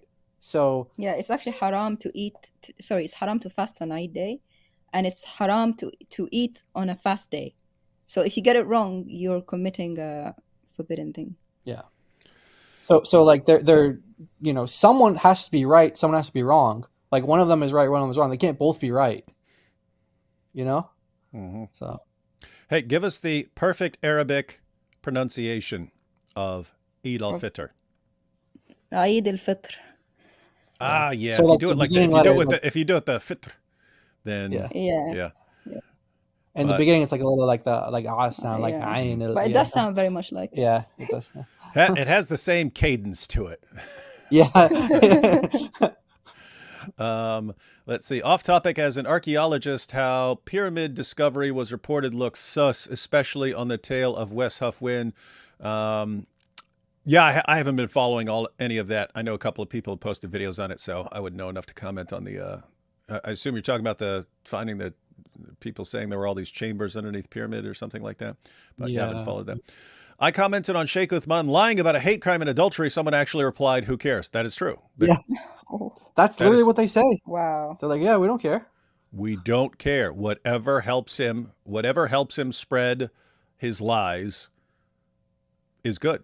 It's good. Keep in mind, guys, in the mind of the Dawah guys, in the mind, because we're all sitting there going, "What? Why would you lie for your religion?" Keep in mind, they're thinking, you're ultimately going to Jannah if you believe their lies, right? It's like, hey, we can lie and make up all these things. So think about this: if they make up something about scientific miracles and they make up something about perfect preservation of the Quran, they keep making things up. We would think, gosh, that's evil. You're making up all these lies. You're lying for your religion. But they're thinking, oh, if we tell you a bunch of lies, but the result is you spend eternity deflowering virgins in paradise. Like, have we harmed you? Have we done something wrong to you? No, we actually helped you with our lies. And if someone like Sneako is not going to believe in Islam, if we tell him the truth, then what are we going to do? We're just going to let him go to hell for rejecting Islam? No, you lie to him, get him to become a Muslim, and it's for his good. It's for his good. Yeah. What I don't get is this double standard, having been a Muslim before and now a Christian. If a Christian fails or sins, it would never fly. You never find another Christian saying, "Who cares?" Right. Like, why is it a different reality on this side? Yeah. Wild stuff. Exactly. You see Paul Williams using ChatGPT to lie? No, I haven't been paying attention to Paul Williams, but that would not surprise me. It's just like the new Dawah trick. Yeah. He's doing a Lily J. Yeah, that's what they're doing, like learning from Lily J, and they're like, okay, yeah, it works for her, so why don't we try it? Do you know the Orthodox Muslim? No, not familiar. Looks like he has reach. Is he someone we should worry about? Also, you know anything about the two witnesses in Revelation 11? No, not really. I mean, as far as like end time stuff, I never really studied it. Beyond Jesus wins, that's about my level of. Keep in mind, not saying it's not important or something like that. It's just got to focus on what you're doing.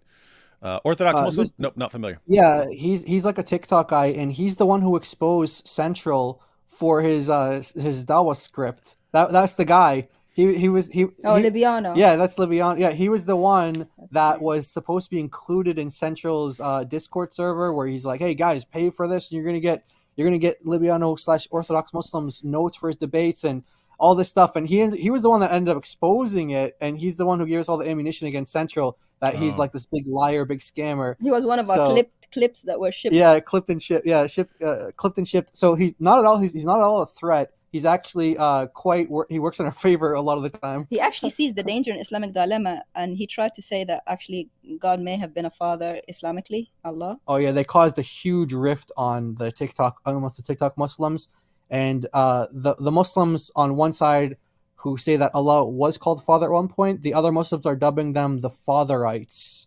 Whoa. Yeah, and so they've caused a huge war over that, and he's like the one. So no, he's not a threat at all. He's actually working in our favor in many ways. Yeah, we like that guy. I got to get on TikTok. There's too much action going on over there. Everyone shows me all this awesome stuff that's happening on TikTok. But yeah, but Central Dawah. I mean, it's like another example. There's that discussion where they're all having this big argument, and then they start, well, you send I won't say the actual, but basically penis pics to various ladies, and you know, and they're like, well, you do it too. It's like, yeah, but I'm not pretending that I don't. And they're like this is what your Dawa guys are all talking about. Guys, can you even imagine like a bunch of us Christians getting together and we're live and we're sitting here. Well, yes, but you were sending naked pics to these girls on TikTok. Well, you do it too. Yeah, but I'm not presenting myself as this and this. Like, it's just normal. It's just normal for these guys. It's crazy. They get away with everything. We would never get away with it. Yeah. And shout out to all the people who clip and ship things. Those are the guys who record, and because those TikTok discussions are not recorded usually. Usually it's people who are like screen recording. And so those guys are amazing. They catch all these like great content. We got some of those clips saved. Nice. Jesus is King. Thank you for all of your work, guys. God protect us all. What is the Injil? That's a good question. Love that. Love everyone who's spreading that. Guys, if you don't know what we're talking about with what's the Injil, we say, what's the Injil? Muslims have no answer. Or you can ask 10 different Muslims and they'll give you 10 different answers and so on.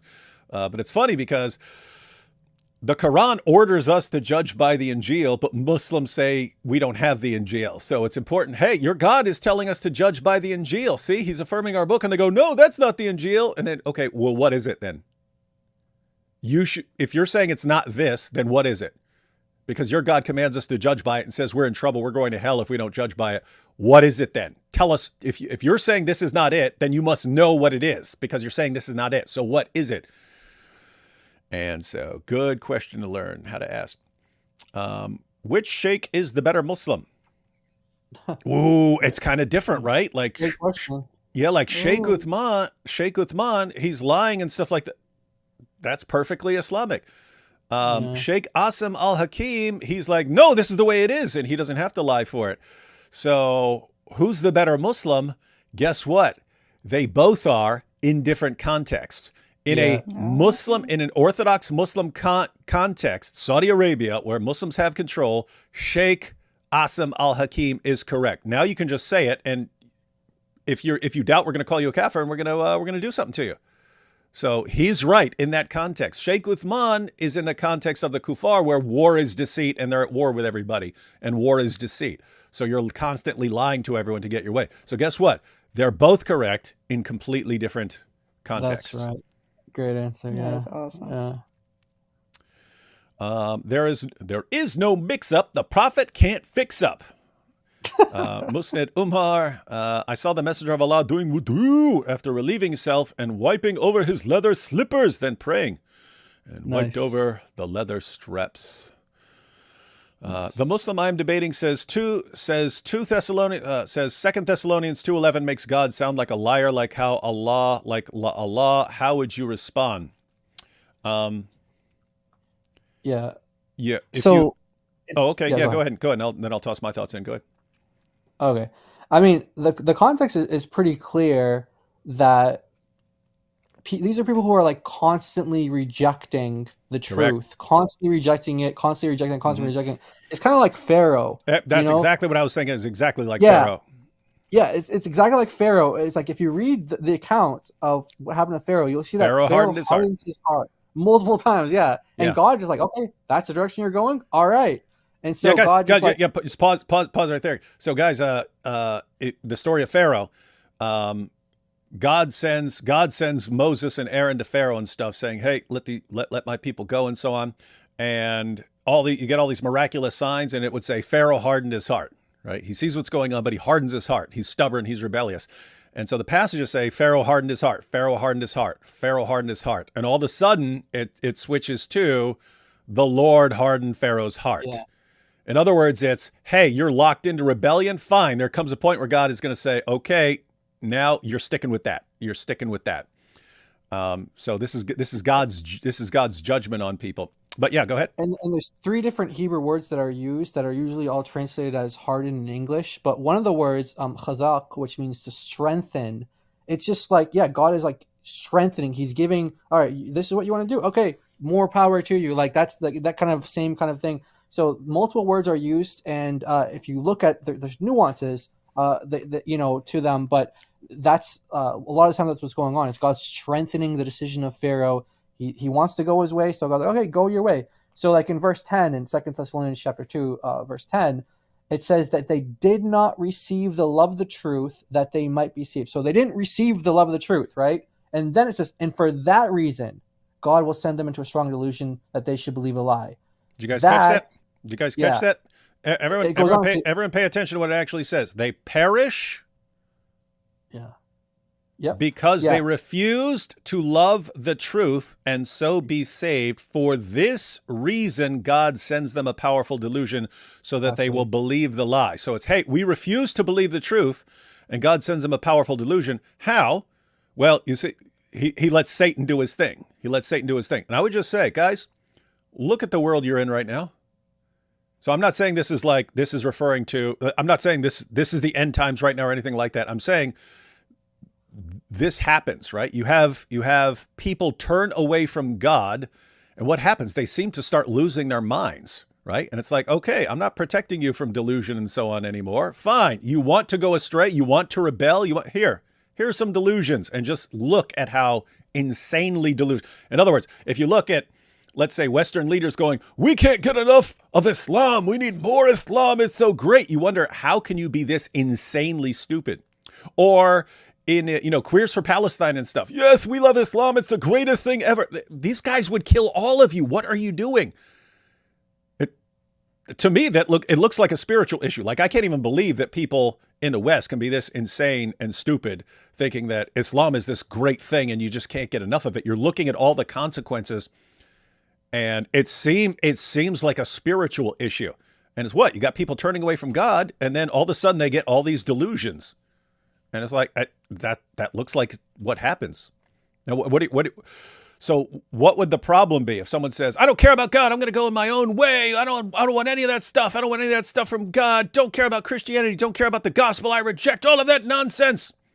And then what? God should, what? What's he supposed to do? They're not supposed to be delusional? They're not supposed to have a delusion? Like what? God is supposed to give them what? The truth? They rejected the truth. Are you? Yeah. So anyway, I don't. I have a couple more thoughts on this, but anything you guys wanted to add? If you notice, the delusion in the Bible is for the ones who hate the truth, the unbelievers. Right. The deception in Islam is for the believers. Even Muhammad. Like in Surah 7, verse 29, it says, do they feel secure from Allah's makr, Allah's deception?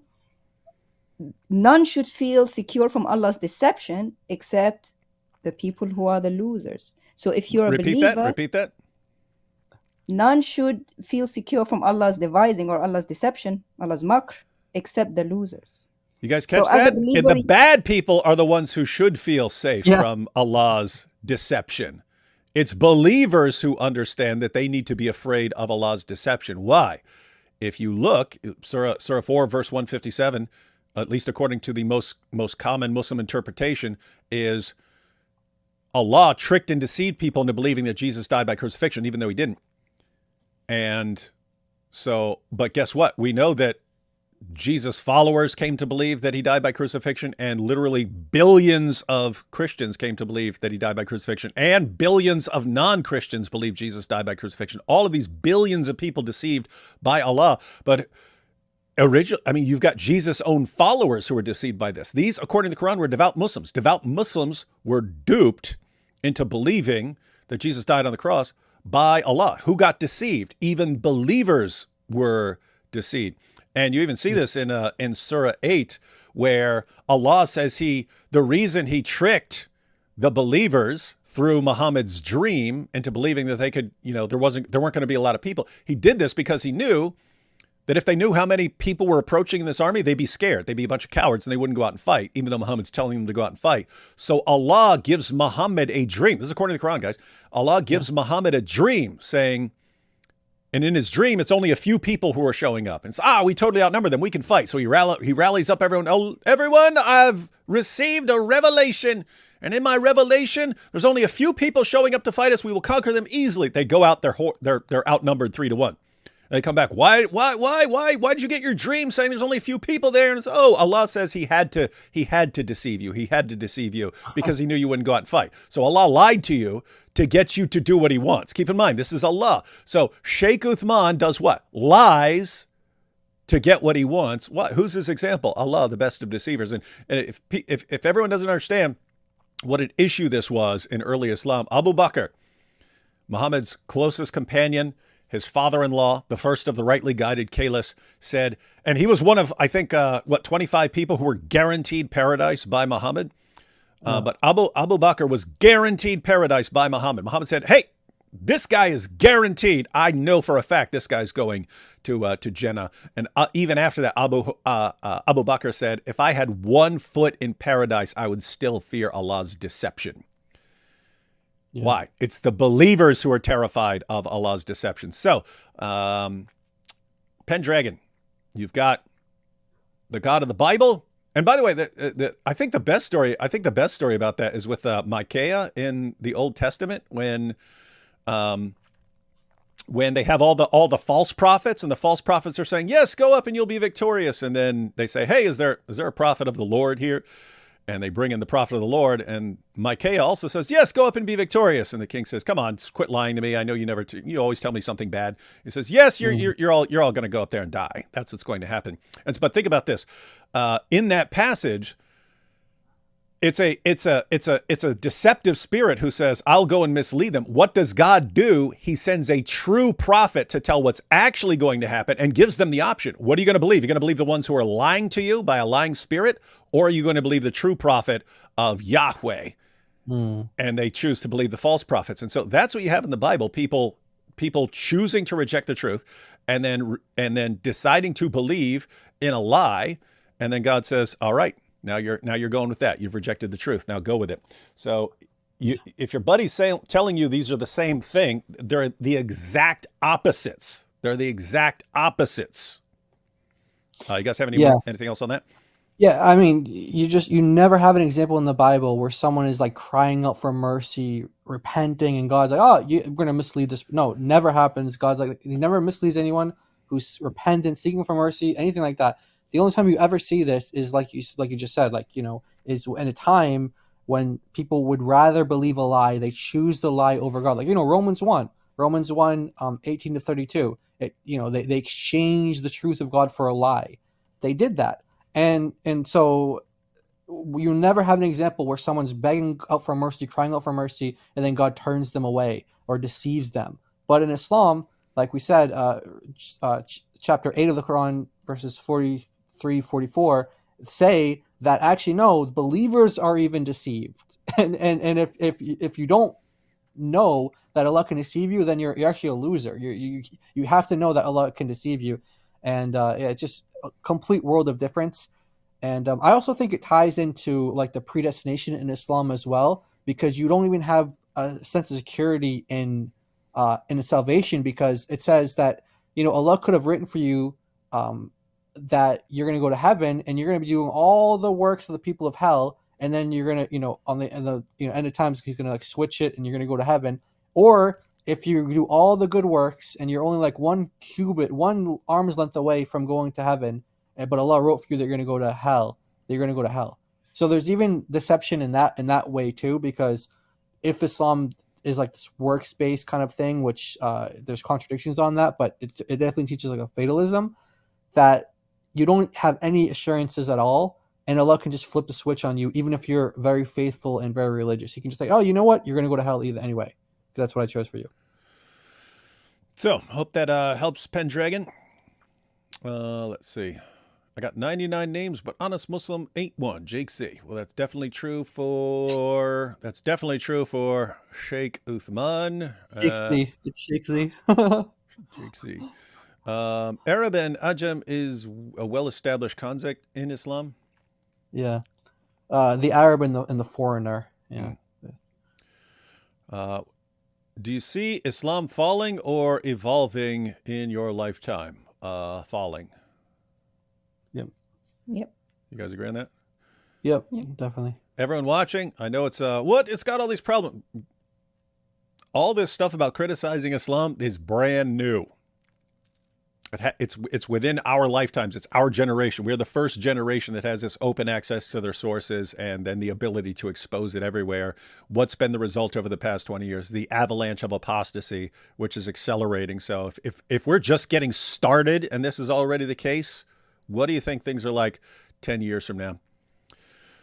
Sheikh Shahada, lie, Allah, Allah. You guys get it? It's the Sheikh Shahada. The Sheikh's Shahada. Lie, Allah. That's a good one. The guy's butchering the language. But it sounds great. Lying, yeah. That's and the other one is Hitler. The lying Shahada. Yeah. Nearly finished with my videos commenting on Surat Al-Fatiha. Nice. It's turned into a far longer series than I anticipated. For I am essentially reacting to Ibn Kathir more than the Quran itself. Oh yeah, it's funny. I mean, you got 7 verses of Al-Fatiha and like entire volumes of commentaries on it. Yep. Sunnis and Shias fighting over Eid day here. Shia right? No, why would they fight? Doesn't make any sense. Also, Sunnis and Sunnis. Yeah, are even fighting. Sunnis are even fighting themselves on Sunnis it. Yeah, they're saying that instead of seeing the moon, Saudi saw Venus, the planet, and thought it was the end of Ramadan. Yeah, they're like, this is a conspiracy theory. They just want you to eat on Ramadan, and so they're like, yeah. They don't even go by the astrological and the telescope pictures. They just the Jews covered up the sun, make you think it's dark to get you to break your fast. The Jews changed the orbit of the earth. Just a bunch of old men in the desert just trying to look. They don't even have binoculars or anything. Just the naked eye. They're just like looking. They're just looking up. Do you see it? Do you see the moon? I don't see it. When you'll are done. When you'll are done. Who is this? Who is this barely literate? He's like Muhammad. Oh, it's inspiring philosophy. I guess we can't take him seriously anymore. But he says, when you'll are done, we are about to go live to debate gospel reliability. Send your followers over. Guys, if you're interested in a debate on gospel reliability, then as soon as we're done here, go over to IP's channel. Tony says, if Paul had a jinn commanding him for good and went around preaching the gospel with a 6-year-old bride and his robe full of semen, imagine. Yeah, don't think that would have worked out very well. But, you know, if that had been Paul and he'd been in 7th century Arabia, it might have worked out. Different audience. Deception of Allah versus Yahweh could be an amazing video. Yeah. Oh, yeah. Matter of fact, that is an important topic. So that might be video-wise. Luffy Singh, and then you are 6. Muhammad Hijab. That is correct. Scooby say, ruh-roh, Sneako, without lies. Without lies. That's correct. And then when is the avalanche of apostasy going to happen? The avalanche of apostasy has already started. It's not as bad as it's going to get. But yeah, so what you have, Luffy, is the apostasy rate of the younger generation basically went from around 0% to 24% in about 15 to 20 years. So if you're Muslims, you're looking at that and the apostasy rate's going like that, you're going, uh-oh. If we don't do something to stop this, what's going to happen? Well, it's going to keep going up, 30%, 40%, and so on. And so you understand you're in emergency panic mode right now if you're a Muslim leader. And so what do? You have to find some way of winning a bunch of new Muslims. And what do? Well, you get people like Sneako and Andrew Tate and Lily J who have a bunch of ignorant followers, and you try to win a bunch of new converts. So that's where we're at right now. The good thing is they have no plan B if this doesn't work. There's nothing else. Right. Just subjugating the world through armies didn't, they eventually were too weak to continue that. And so they switched to da'wah, and now that's falling apart. And so they're getting more and more desperate because the lies are being exposed, and there's nothing else after this. Nothing else. And finally, oh, okay. This is a different. I was thinking this is a different shahada here. La ilaha il Isa Muhammad Rasul Diha. Is that the new shahada? All right. And any final thoughts or anything you guys got coming up? Yeah, we're really happy about the Islamic Dilemma. If you guys want to check us out on Rumble, we are active on Rumble multiple days. Multiple days a week. Join us on there. We also try to stream on X as well. We're going to be looking into different things we've been studying from the Islamic dilemma. We want to share that with you guys. We're really excited to get some of this information, and we're just excited about the project and everything. And there's a lot of good things that are going to come out of this. All right, and guys, give me just a couple of seconds here.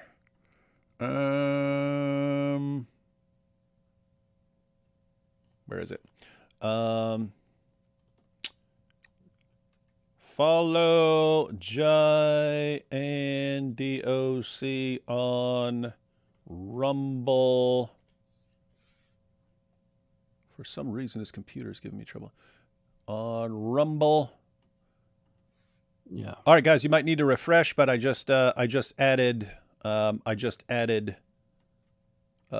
link to Jai and DOC's channel on Rumble. So, yep, definitely want to subscribe there.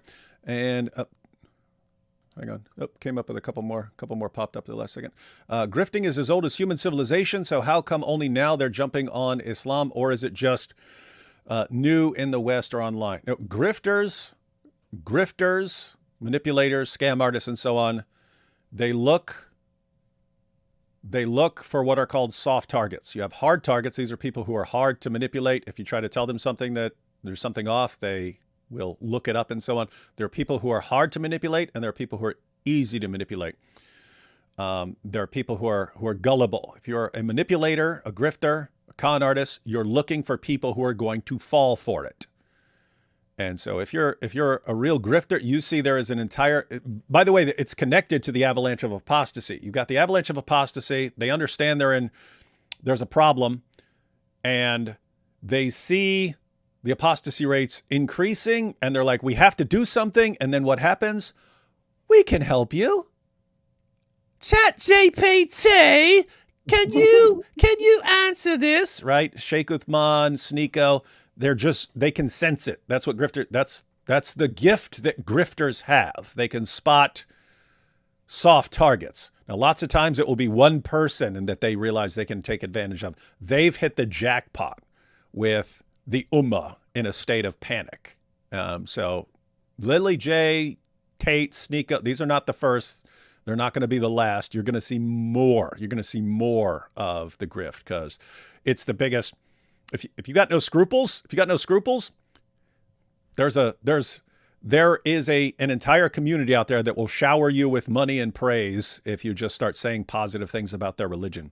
Attention, followers, all that stuff. It's just there. It's waiting to be taken advantage of.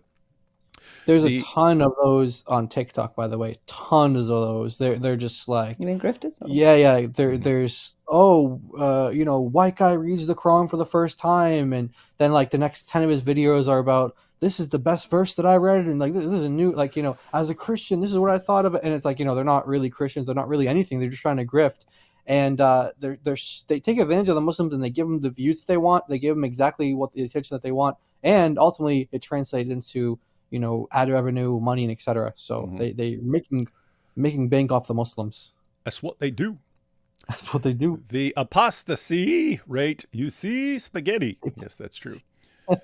Father Zechariah helped millions of Arab speakers leave Islam for the past 30 years. He's now 90, 3 PhDs. We love you, Father Zechariah Boutros. Yeah, matter of fact, that was one of the important moments as far as I learned my approach just by trial and error, talking to people and stuff, and what do Muslims actually pay attention to and stuff like that. But back then, if you go back 20 years, Christian churches were training, don't ever criticize Muhammad or the Quran. Don't ever do that. Never, never, never, never, never, never, never criticize Muhammad or the Quran. Only preach the gospel to a Muslim. That's what you do. That's what was being preached.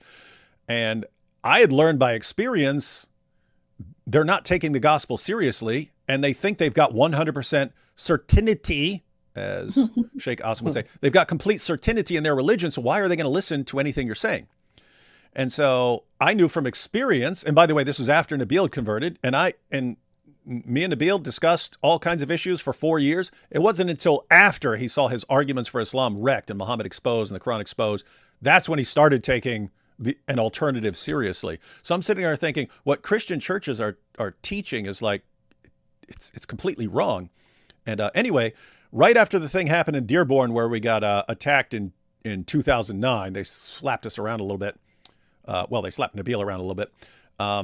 But right after that happened, we were out in California for a conference and Zachariah Boutros was there.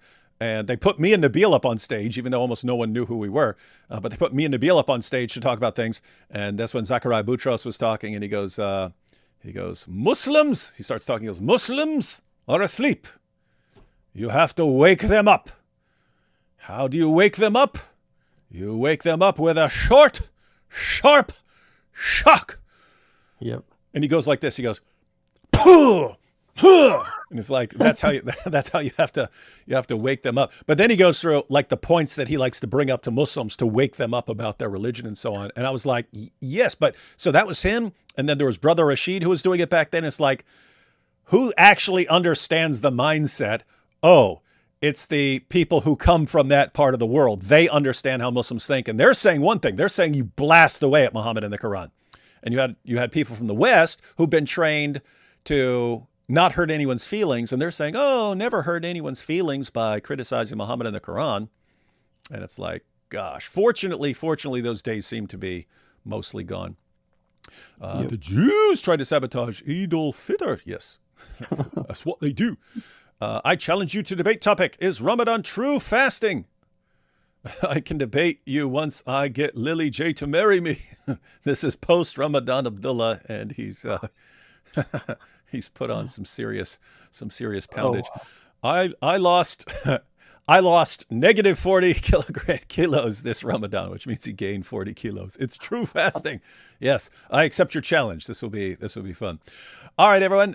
Thanks to Jai and DOC for joining us to actually help clarify everything that was going on, because I didn't understand what Sneako was talking about, and now we've got it all down. And everything that happens seems to help expose dawah more and more. But guys, at the end of the day, everyone has to be going out there and relentlessly going after this. And if you don't, I mentioned that Muslims understand they're in a race right now against the avalanche of apostasy. They have to win enough people to where they can actually seize control and impose Islamic law so that you can be like Sheikh Asim al-Hakim. Shut up, don't ask questions. They want to get to that stage.